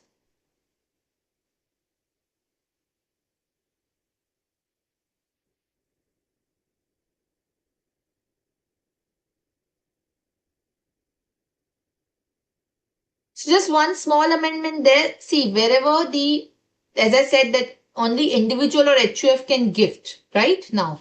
And that, I mean, everybody can gift, but only the gifts by individual or HUF will not be regarded as transfer under 47.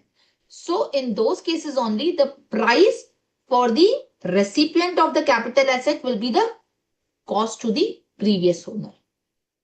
Are we clear? Yes or no? Yes? Any questions, any doubt with respect to this?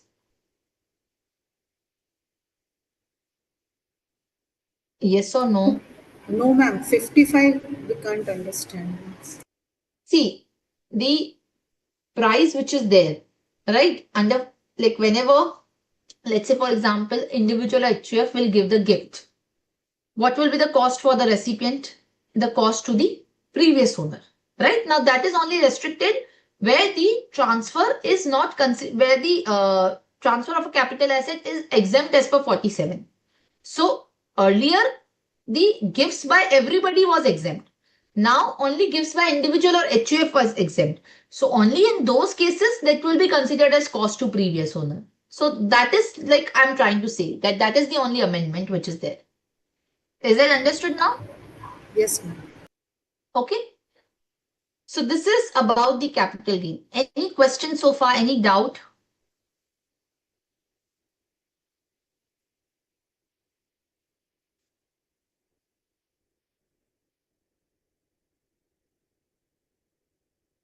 Fine.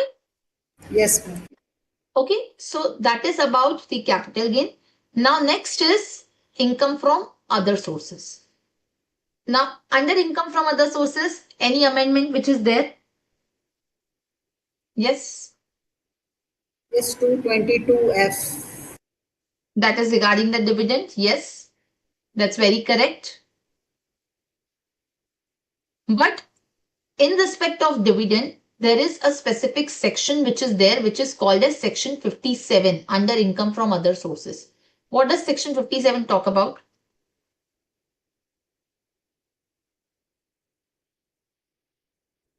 What is section 57? What is it?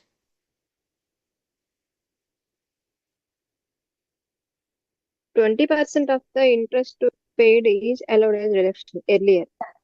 In respect of dividend income, whatever interest is paid, it will be restricted to 20% of such dividend income. But this is not applicable in case of the deemed dividend under 222F, which is the consideration received on buyback. So in case you receive the consideration on buyback, in those cases, no expenditure shall be allowed under 57. Are we clear?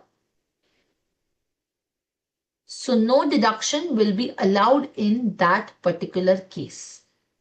Is that clear? Yes, ma'am. Okay. Next amendment is in respect of the income in the nature of family pension. So when you get family pension under 57, there is a deduction equal to 33 1/3 of that income or 15,000, right? Now this 15,000 will be available only when you go for the old scheme. If you opt for the 115 BSE regime, you will get the deduction of up to 25,000. So this is the amendment. Are we getting it? So 33 1/3 or 25,000 in case you go for 115 BSC regime, or it will be 15,000 in case you go for the old regime. Clear? Yes or no? Yes. Fine. So that is with respect to your income from other sources. No change in the clubbing of income. There is no amendment. There is no amendment with respect to the set off and carry forward of the losses. There also, absolutely, there is no amendment. In respect of the deductions, Chapter 6A deductions, we just now discussed one amendment which is under section 80CCD. Right? Under 80CCD, we discussed that there is a specific amendment. What is that amendment? We just now discussed. What is it?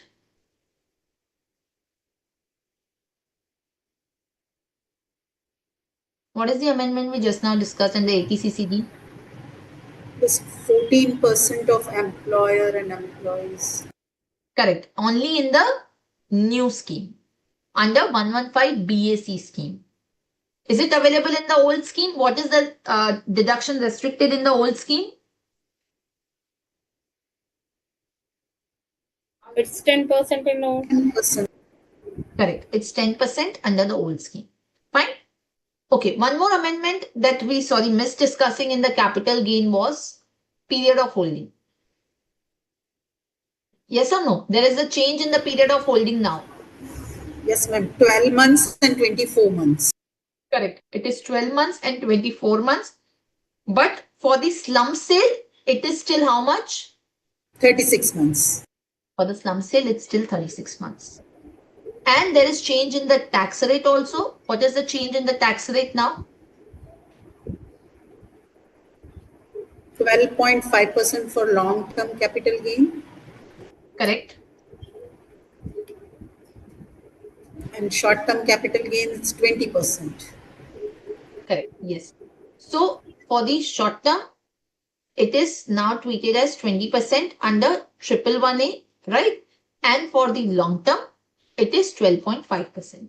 So the period of holding for the securities which are listed in the recognized stock exchange, unit of equity oriented fund or UTI or zero coupon bonds, it is 12 months. It is now considered as 12 months after 23rd July, right?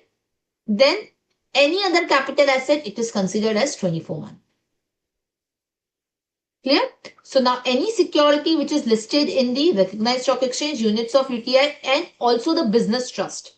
Listed units of business trust also, earlier it used to be 36 months. Now it is considered as 12 months after 23rd July. So listed units of business trust earlier was 36 months. Now it is considered as 12 months. And every other capital asset is 24 months. Clear?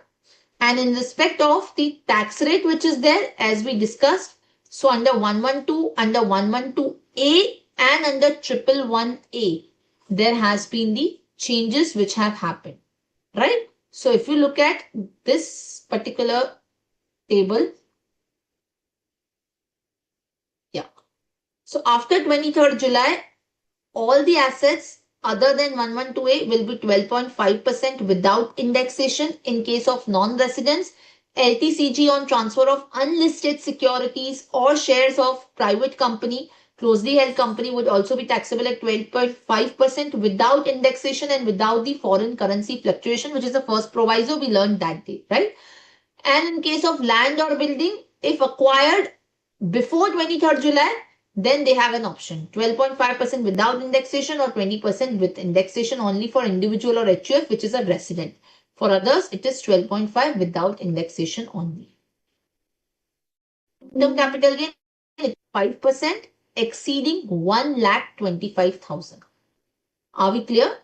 And as far as the short-term capital gain is, it is 20%. Clear? Yes or no, students? Yes, ma'am. Fine. Then in respect of your 112A, 111A, these both the before 23rd, after 23rd, you have to remember, because otherwise what will happen is you will miss out during the examination if the date has come before 23rd July. Clear? Fine. What is the next chapter? Deductions we are done, set off we are done. Let's go to the module 2. Yeah, assessment of various entities. So now what are the changes in this chapter? Companies we discussed, right? We discussed about the taxability, tax rates of the company. Is there any change in the MAT provision? Under 115 JB, any change? No, ma'am. No change, right? So there is absolutely no change under 115 JB. That still remains the same. Any other change which is there under the company?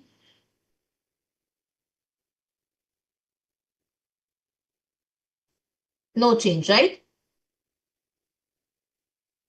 So under the assessment of the various entities again, there is no major change which has been taking place. So that still remains the same, the entire chapter that we are discussing, right? Now, assessment of trust. Yes, here there are certain changes. What were those? Can anybody tell me?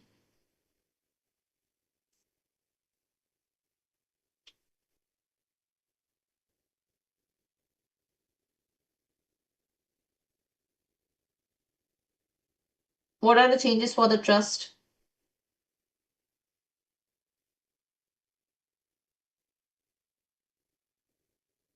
Under 1023C, there has been one change. What is that?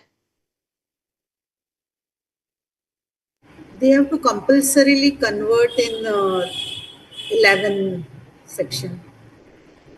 Not compulsory convert. See, the change is that after 23rd July, no registrations can be now made with respect to the 1023C clause. Whatever are there. But the new registrations cannot be made under 1023C. That will go under section 12AB only.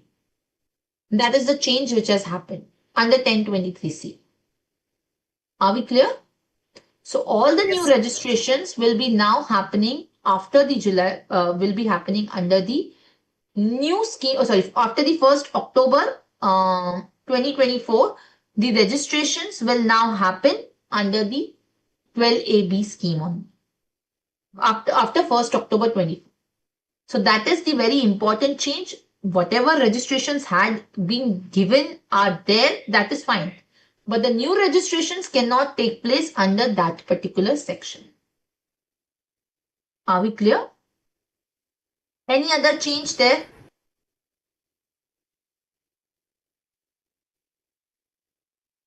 Yes, any other change under the trust section?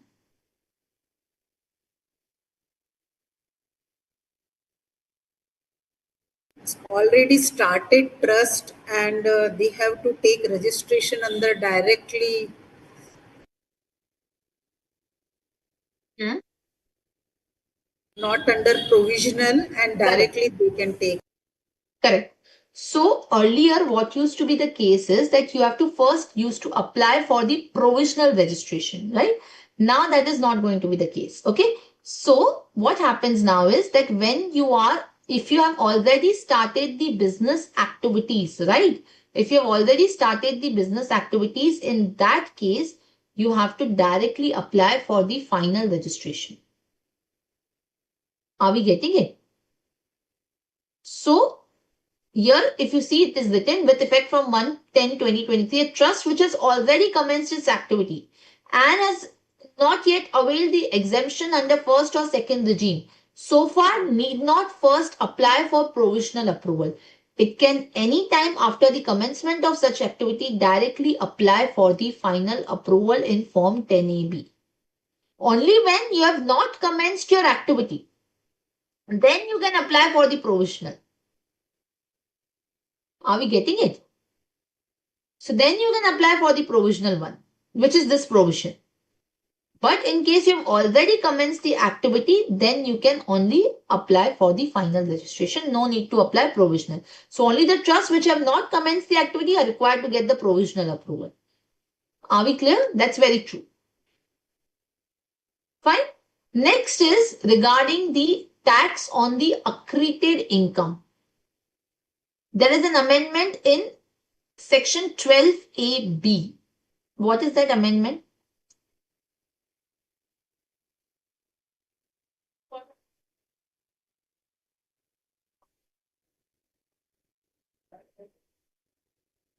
Yes.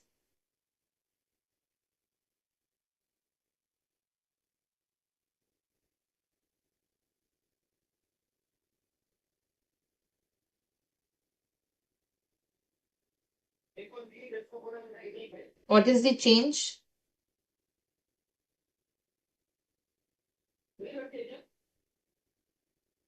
So the change here is after 25-26, new section 12AC has been inserted to provide that where a trust or institution approved under the first regime or registered under the second regime, as the case may be, merges with another trust or institution, the exit tax will not be applicable if the other trust has the same object, the other trust is approved under the first or second regime and fulfills the conditions which may be prescribed. So basically what they say is that in case a trust merges with any other entity which does not have similar objects, right?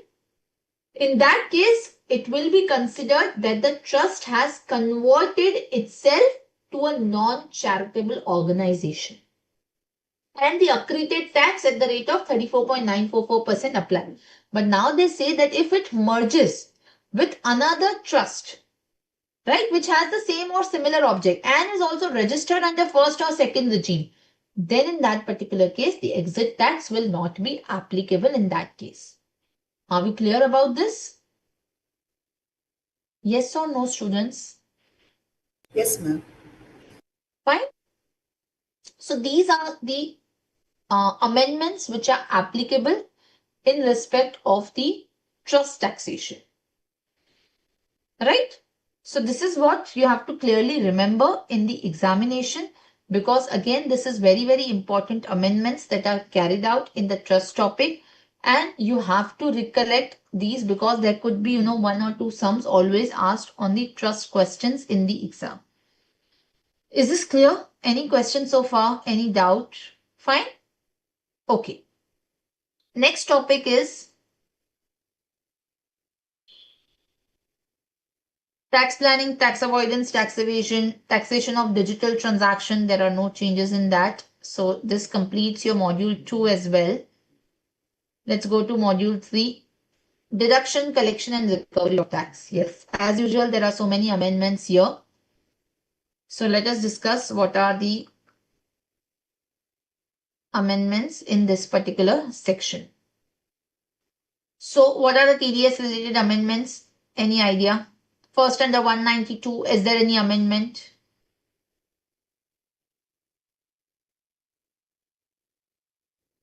There is one amendment under 192.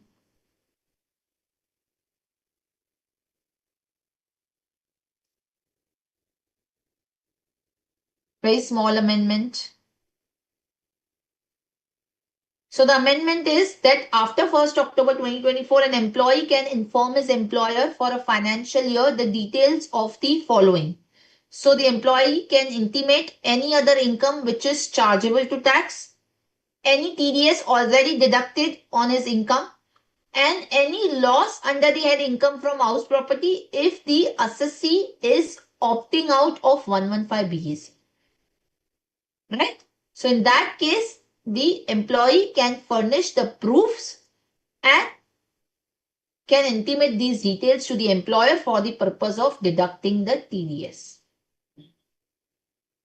Are we clear? So this is one amendment which has been carried out under 192. Are we clear? Then what are the other amendments under TDS? There's amendment in section 193 as well. What is that?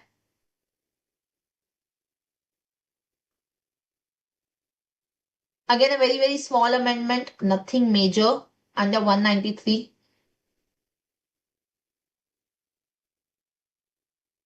So what they have said is that 8% saving taxable bond, 7.5%, sorry, this floating rate saving bond, in respect of that, if the interest payable exceed 10,000, the tax is required to be deducted, right, on the floating rate saving bond. So again, it's a very, very small amendment, nothing major, but that's what has been laid out here. Then 194, there will be TDS on the deemed dividend as well. So that's the amendment with respect to the 194, right? So under 194, there will be TDS on the buyback of the shares if any consideration has been paid on that. Are we clear? So that's the only amendment with respect to the 194. If you see, this F is highlighted in bold. Okay. Next is whether under 194A there is amendment. The answer is no. 194B, BB, yes, any amendment here? No, ma'am. No, right? Then we have under 194DA, which is there directly. 194C also there is no amendment. Directly we go to 194DA, where we see an amendment of the rate. What is the rate which is modified under 194DA?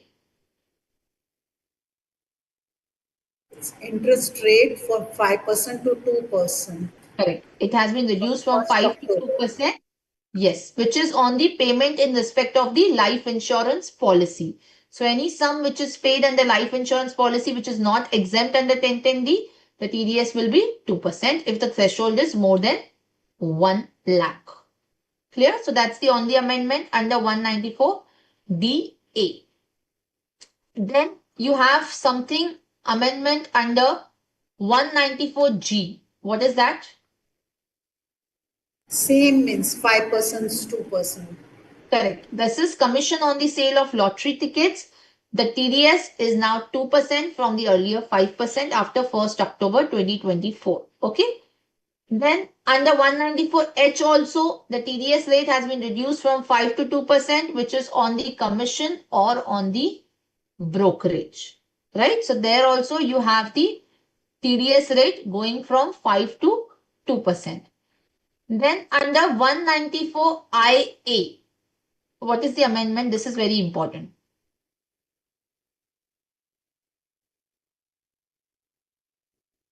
What is 194IA?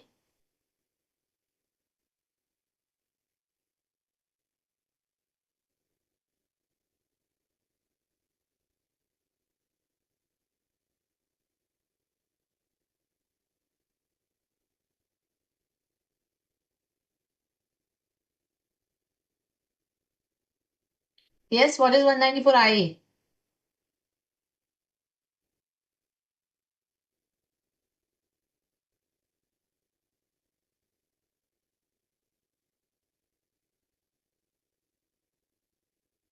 Yes, students, what is Immovable 194 IA? property. Immovable properties What purchased about the mobile property? other than agricultural income. Right. But what is it regarding the immobile property?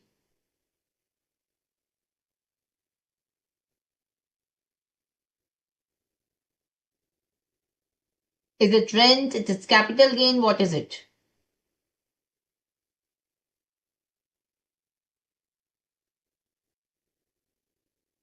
Not rate, but in now aggregate, if sum is 50 lakhs or more, then it is taxable.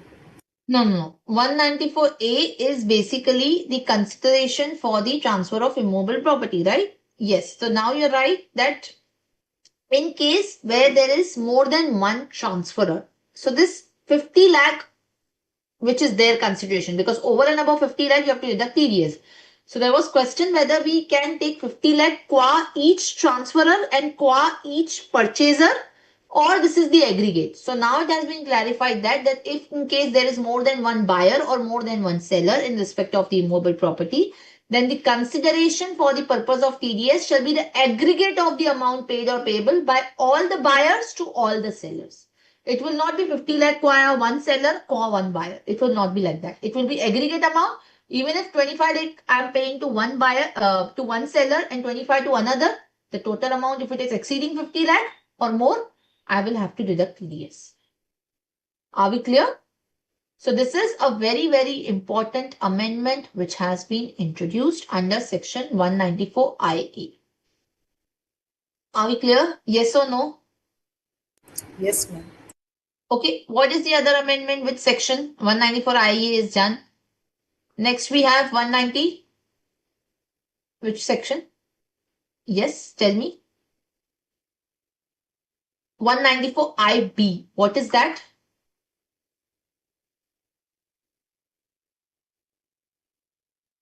What is 194 IB?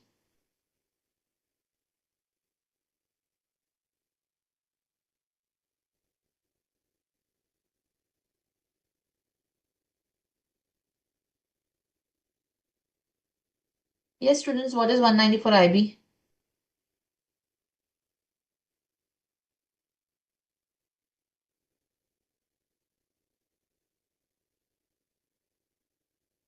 It's regarding rent of individual HFs Correct. above Which are not covered under 50. 194 I, which do not have the total sales, gross receipts or turnover more than 1 crore or 50 lakh, right? There the TDS rate has been reduced from 5% to 2%. That's the only amendment. Fine. Next is 194M. What is 194M?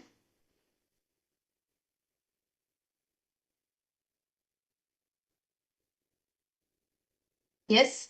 It's payment by an individual or HUF whose turnover, gross receipts are less than 50 lakh or 1 crore, right? So payment of commission, brokerage, contract fees or professional services. In that case also the TDS rate has been reduced from 5 to 2% with effect from 1st October 24. So if the question says before 1st October 24, in all these cases you have to take 5%. Otherwise after 1st October 2024, you have to take a rate of 2%. Clear? Then the next section is 194O. What is that? Rate of TDS from 1% to 0.1%. Correct. But the section is one, payment by the e-commerce operator to e-commerce participant. So before 1st October 24, it is 1%.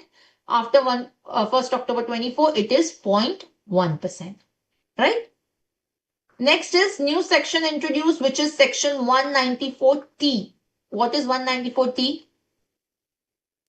Which remuneration or something partners Correct. to pay It for is the them. remuneration to the partner. So there is a new section which has been introduced, 194T. So on the remuneration paid to the partner, there will be TDS, which is now to be deducted by the partnership firm or by the LLP under section 194T.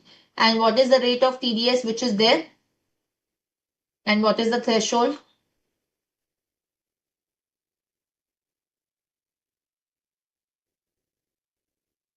Yes.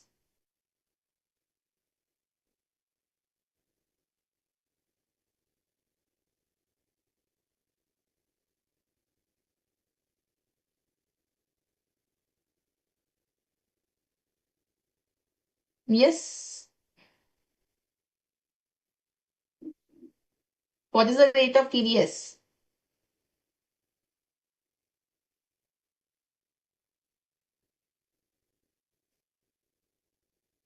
On 194T, what is the TDS rate? Can't remember.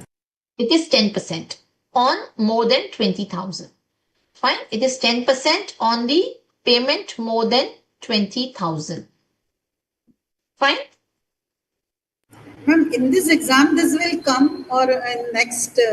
This is for, this amendment is for next. This is applicable from 1st April 2025 only. So it will. This is applicable. This is introduced with effect from 1st April 2025. So it is applicable for your attempt. Okay. Okay. Then we have section 196B. What is 196B? So this is, we did yesterday also, income from the units of mutual fund or UTI purchased in the foreign currency, which is payable to an offshore fund. So in line with the amendments to 112A, here also it has been made 12.5% in case of long-term capital gains after 23rd July. This will be the TDS rate as well. Are we clear? So before 23rd July, it was 10%. Now it will be 12.5%.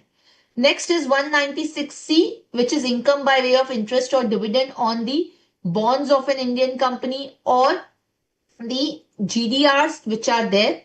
In that case, also in line with the 1128, after 23rd July, the rate will be 12.5%. Is that clear? And same under 196C and B, both are same because they have been made, the amendment is made in line with the 112A itself. Fine. Any questions, any doubts so far? No, ma'am. Okay. Next is the amendment under section 200. 200 is what? Your return, right? The statement that you furnish. So there's a time limit which is now mentioned. There's a time limit for furnishing the statements of TDS or TCS, which is a TDS TCS return. However, there is no time limit for furnishing the correction statements. Like in case you want to correct your TDS or revise your TDS TCS return. So now they have given the time limit that such statements may be revised multiple times indefinitely. However, the time limit which is given is after the expiry of 6 years from the end of the financial year in which the original statement is delivered. After that, you cannot revise or rectify your TDS TCS statements. So the last time limit that has been given is 6 years. After 6 years, you cannot revise your TTS TCS return because what will happen is every time you will revise, the person which has to whose credit you have given, then he will not be able to amend his return also. Are we clear? So the last time limit which is given is 6 years. And this is applicable for the TDS as well as the TCS statement both. And a similar amendment has been made under 206C also. Are we clear? So that is the amendment that you have to remember. Yes or no? Fine? Yes. Okay.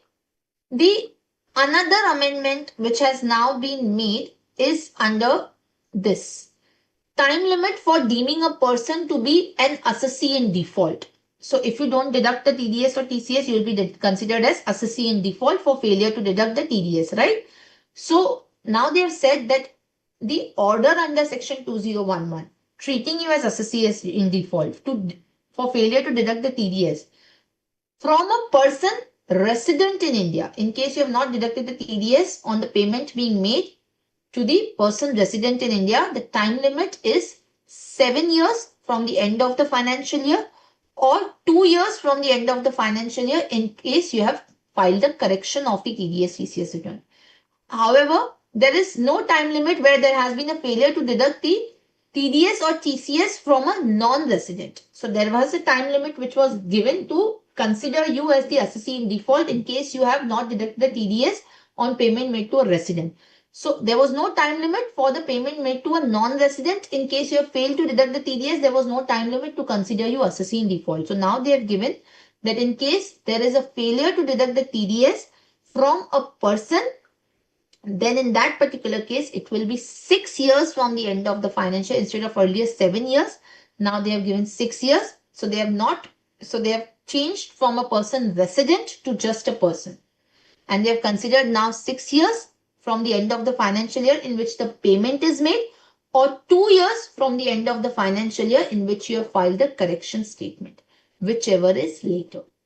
So this is again an amendment which has been made under section 201. Is this clear? Any questions, any doubt? Yes? Yes, ma'am. Fine. Any other doubt, any other question?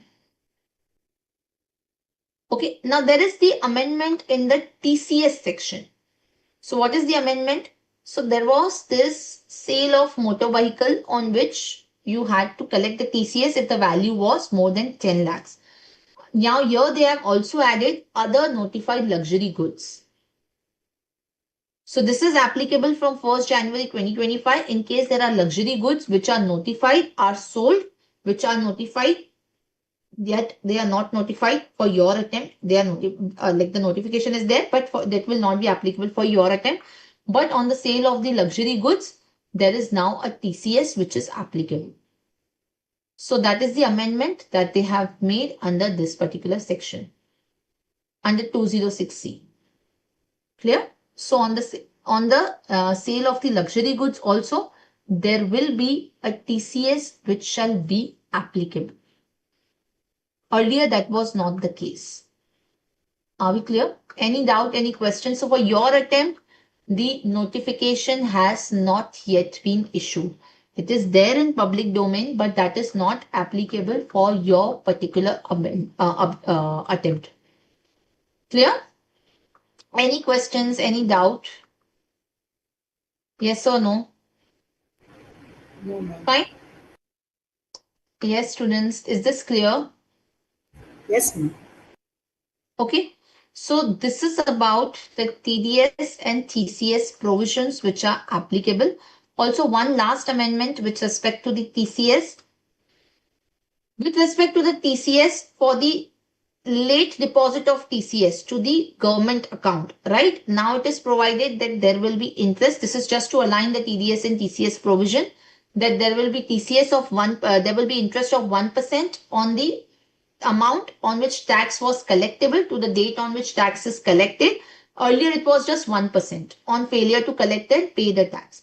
Now to align it with the 2011A, this is distinguished that from if you have failed to collect, then 1%. If you have failed to pay the collected amount, it will be 1.5%. Just how we have under the TDS provision. So earlier it used to be only 1%. Even if you have failed to collect and even if you have failed to pay. But now to align that, they have made this particular amendment. So 1% for failure to collect and 1.5% for failure to pay. So this is just to align with the TDS provisions itself. Is it clear? Any questions, any doubt with respect to the TDS, TCS? Yes or no? Fine. All the amendments are clearer to you, whatever we have discussed so far. Yes or no? Yes, ma'am. Okay. Now, the balance amendments which are there, I'm not taking you across because those are in relation to the penalty provisions. So that are, very, very self-explanatory. Whatever the important amendments that we had to discuss, I discussed with you. In case you have any questions, I'm happy to, take you through any particular provision that you want me anything you want to discuss before we, close the session? Because see, whatever the important updates, amendments were there, we have already covered in all the sections that were there. Balance with respect to the penalty provision, you can obviously do it like it's a self-explanatory thing, which need not need any kind of, explanation further. So that you will, be able to do it very clearly. But in case you want to ask anything, of course, I'll be happy to help you out. Yes. That block assessment is there, no? Yeah, block assessment is there. So we can, discuss about that. There is also the change in 148 also. Let us discuss that one. That's in your module 3. Assessment procedure. So the assessment has been there now, changed. Let me see.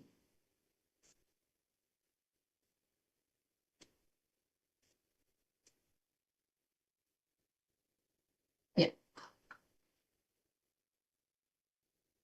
So you have income escaping assessment under 147, like where if the income chargeable to tax has escaped the assessment, the AO may assess or reassess such income or recompute the loss or depreciation for that year.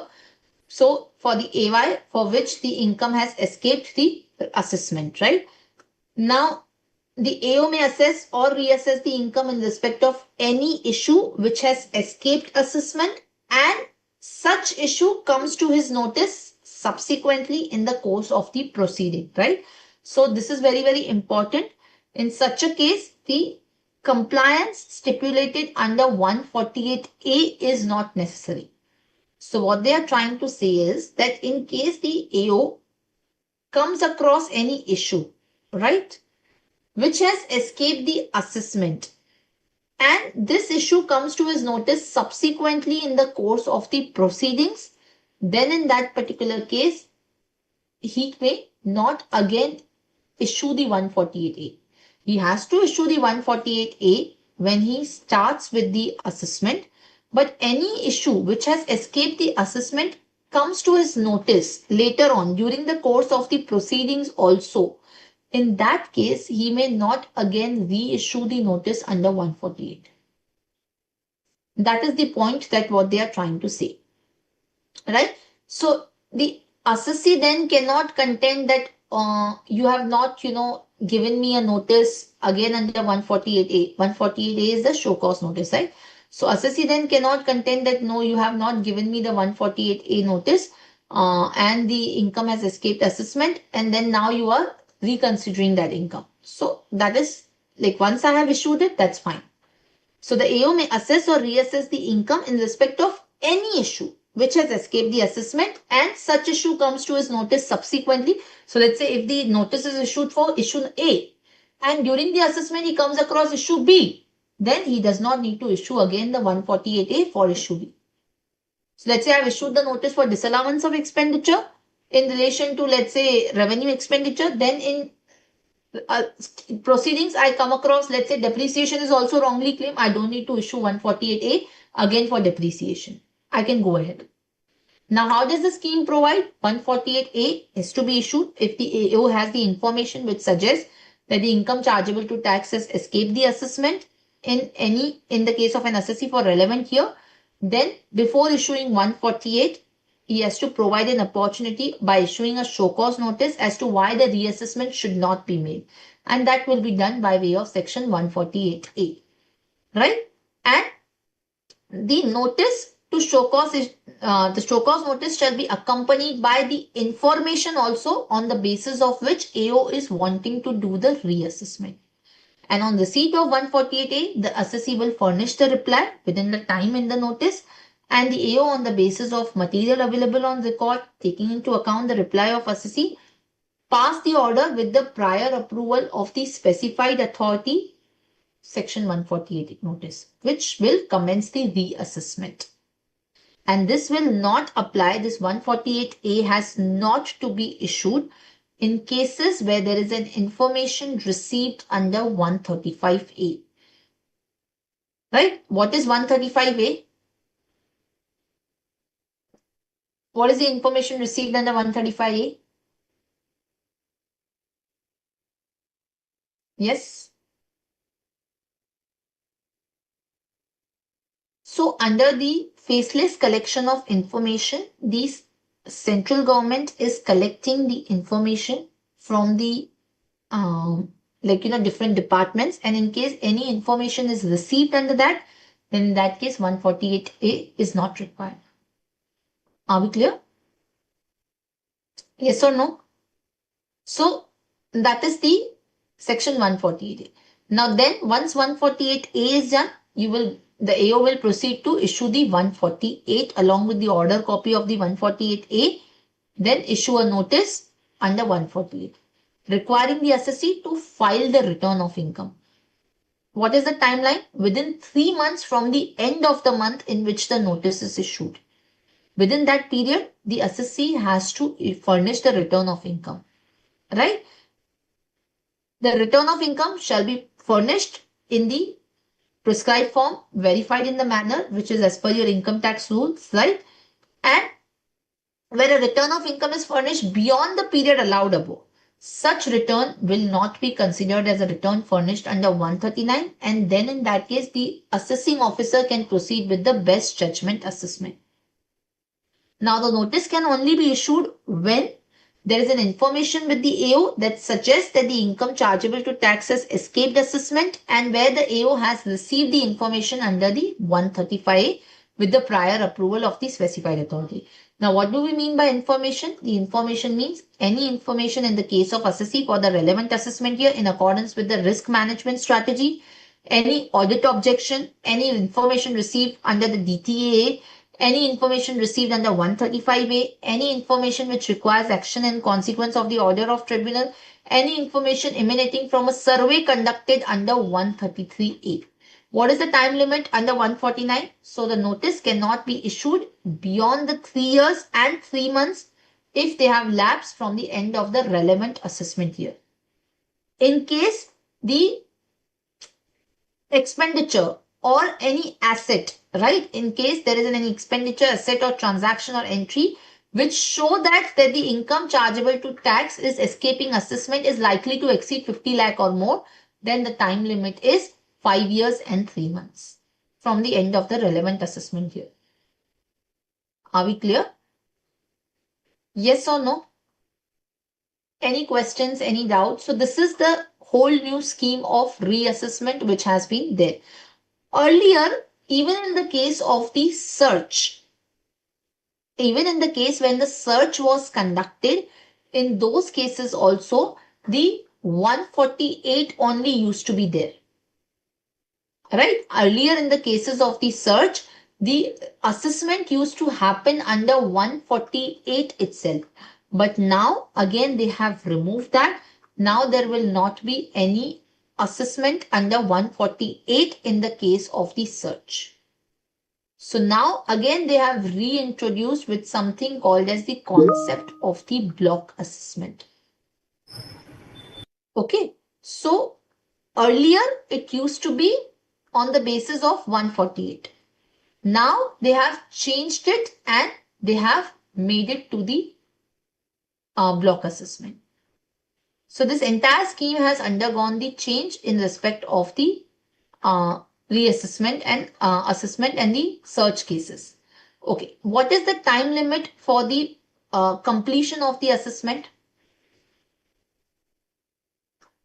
Yes, 12 months from the end of the financial year. 12 months from the end of the assessment year in which the income is assessable. And in the case of the reassessment, again 12 years from the end of the financial year in which the notice is served. So that is the time limit for the reassessment and the normal scrutiny assessment which is there. Now, as far as the search cases are concerned, in those cases, how will the assessment happen? Yes. This means block assessment for 8 years. Okay. And which section provides that?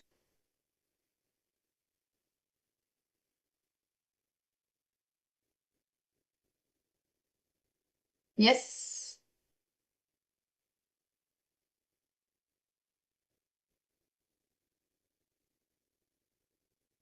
So 158 something. Yes. So in case of now in case of the search cases which are happening, right? So now earlier, as I said, that the assessment used to happen under your 148 itself. The assessment was happening under 148. But after 1/9/2024, there will be a block assessment in case of search cases. So the block period which will be there, it will comprise the previous years relevant to the 6 assessment years preceding the previous year in which the search was initiated. So it includes the period starting from the 1st April of the previous year in which the search was initiated and ending on the date of the execution of the last of the authorization.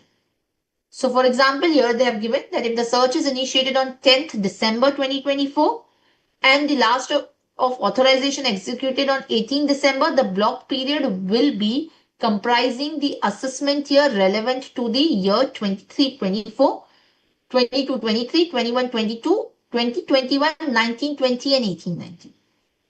Are we clear? So including the period from 1st April 24 to 18/12/24. Are we clear? So this is how the block assessment will be carried out. And the undisclosed income here includes the money, bullion, jewelry or valuable article or thing or any expenditure or any income based on any entry in the books of accounts where such money, bullion, jewelry, valuable article or any entry is not disclosed in the income tax return. Are we clear? So in this particular case, after 1st September, the search will be done in this particular way. And any assessment which is pending pertaining to the assessment year falling in the block period on the date of initiation of search shall abate and the assessment will be carried out as per the block assessment. So any proceedings which are pending in the block period which is in which the search is initiated, such assessment shall be completed as per the block assessment and the earlier assessments shall abate. Any question, any doubt? Yes? I'm And the understanding. total income will be determined under 158 BC and shall be chargeable to tax at the rate of 60%. Fine? Yes, ma'am. Okay. So how will the computation of the block period happen? It will be the total income which is disclosed, the total income which is assessed under 143.3, 144, 147, total income which is declared in the return filed in response to the notices, and total income determined where the previous year has not ended on the basis of the entries in the books of accounts and any undisclosed income which is there. On that basis, we will consider the block assessment. Now, the procedure for the block assessment is the AO shall issue a notice requiring the person not exceeding a period of 60 days to furnish a return of income, and such return shall be considered as if it's a return furnished under 139. If it is not filed within that time, then it will not be considered as a proper return and the best judgment can happen. For the search cases, no notice is required under 148. And the person also cannot revise the return of income. And then the AO shall determine the total income for the undisclosed income, pass the order of assessment, and this is how the block assessment will be taking place. What is the time limit? 12 months from the end of the month in which the last authorization has been conducted. Fine? Any question? Yes, ma'am. And the penalty here will be 50% of the tax leviable on the undisclosed income. So this is the amendment which is applicable for your attempt. I hope this is clear. Yes, ma'am. Thank you. Okay. So with this, we'll end everything. I hope I have completed your revision, in the adequate manner. And in case you have any questions, please feel to reach out to us. Thank you so much.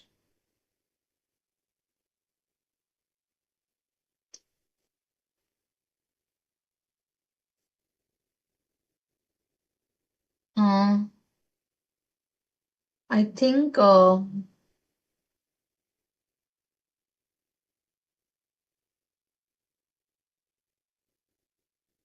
Pushkar had to speak something. Yes, ma'am.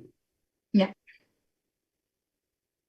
So, students, thank you so much, ma'am, for the wonderful session on statutory and judicial updates, which is crucial for the exam preparation.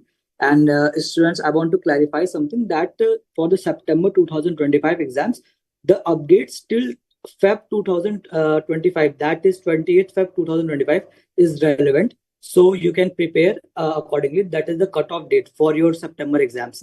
And you can note that the mock test paper are going to be held from 21st of July for the series 1, and mock test paper of series 2 will be conducted from 4th of August. Okay, students, and the series of success at C exams which will be held after the MTPs, which will be conducted from 28th Feb and 12th August respectively. The details of the schedule of the MTP and the success series are available at the official websites. You can visit ICAI.org to stay updated and prepare accordingly. Okay, students, so let's stay informed and make the best use of these valuable resources. These are for you for the betterment of your studies and your preparations. So, best wishes to all. Okay, thank you, students. Thank you. Over to ma'am. Thank you so much. I think we can close the session. Okay. Yes, ma'am. Thank you.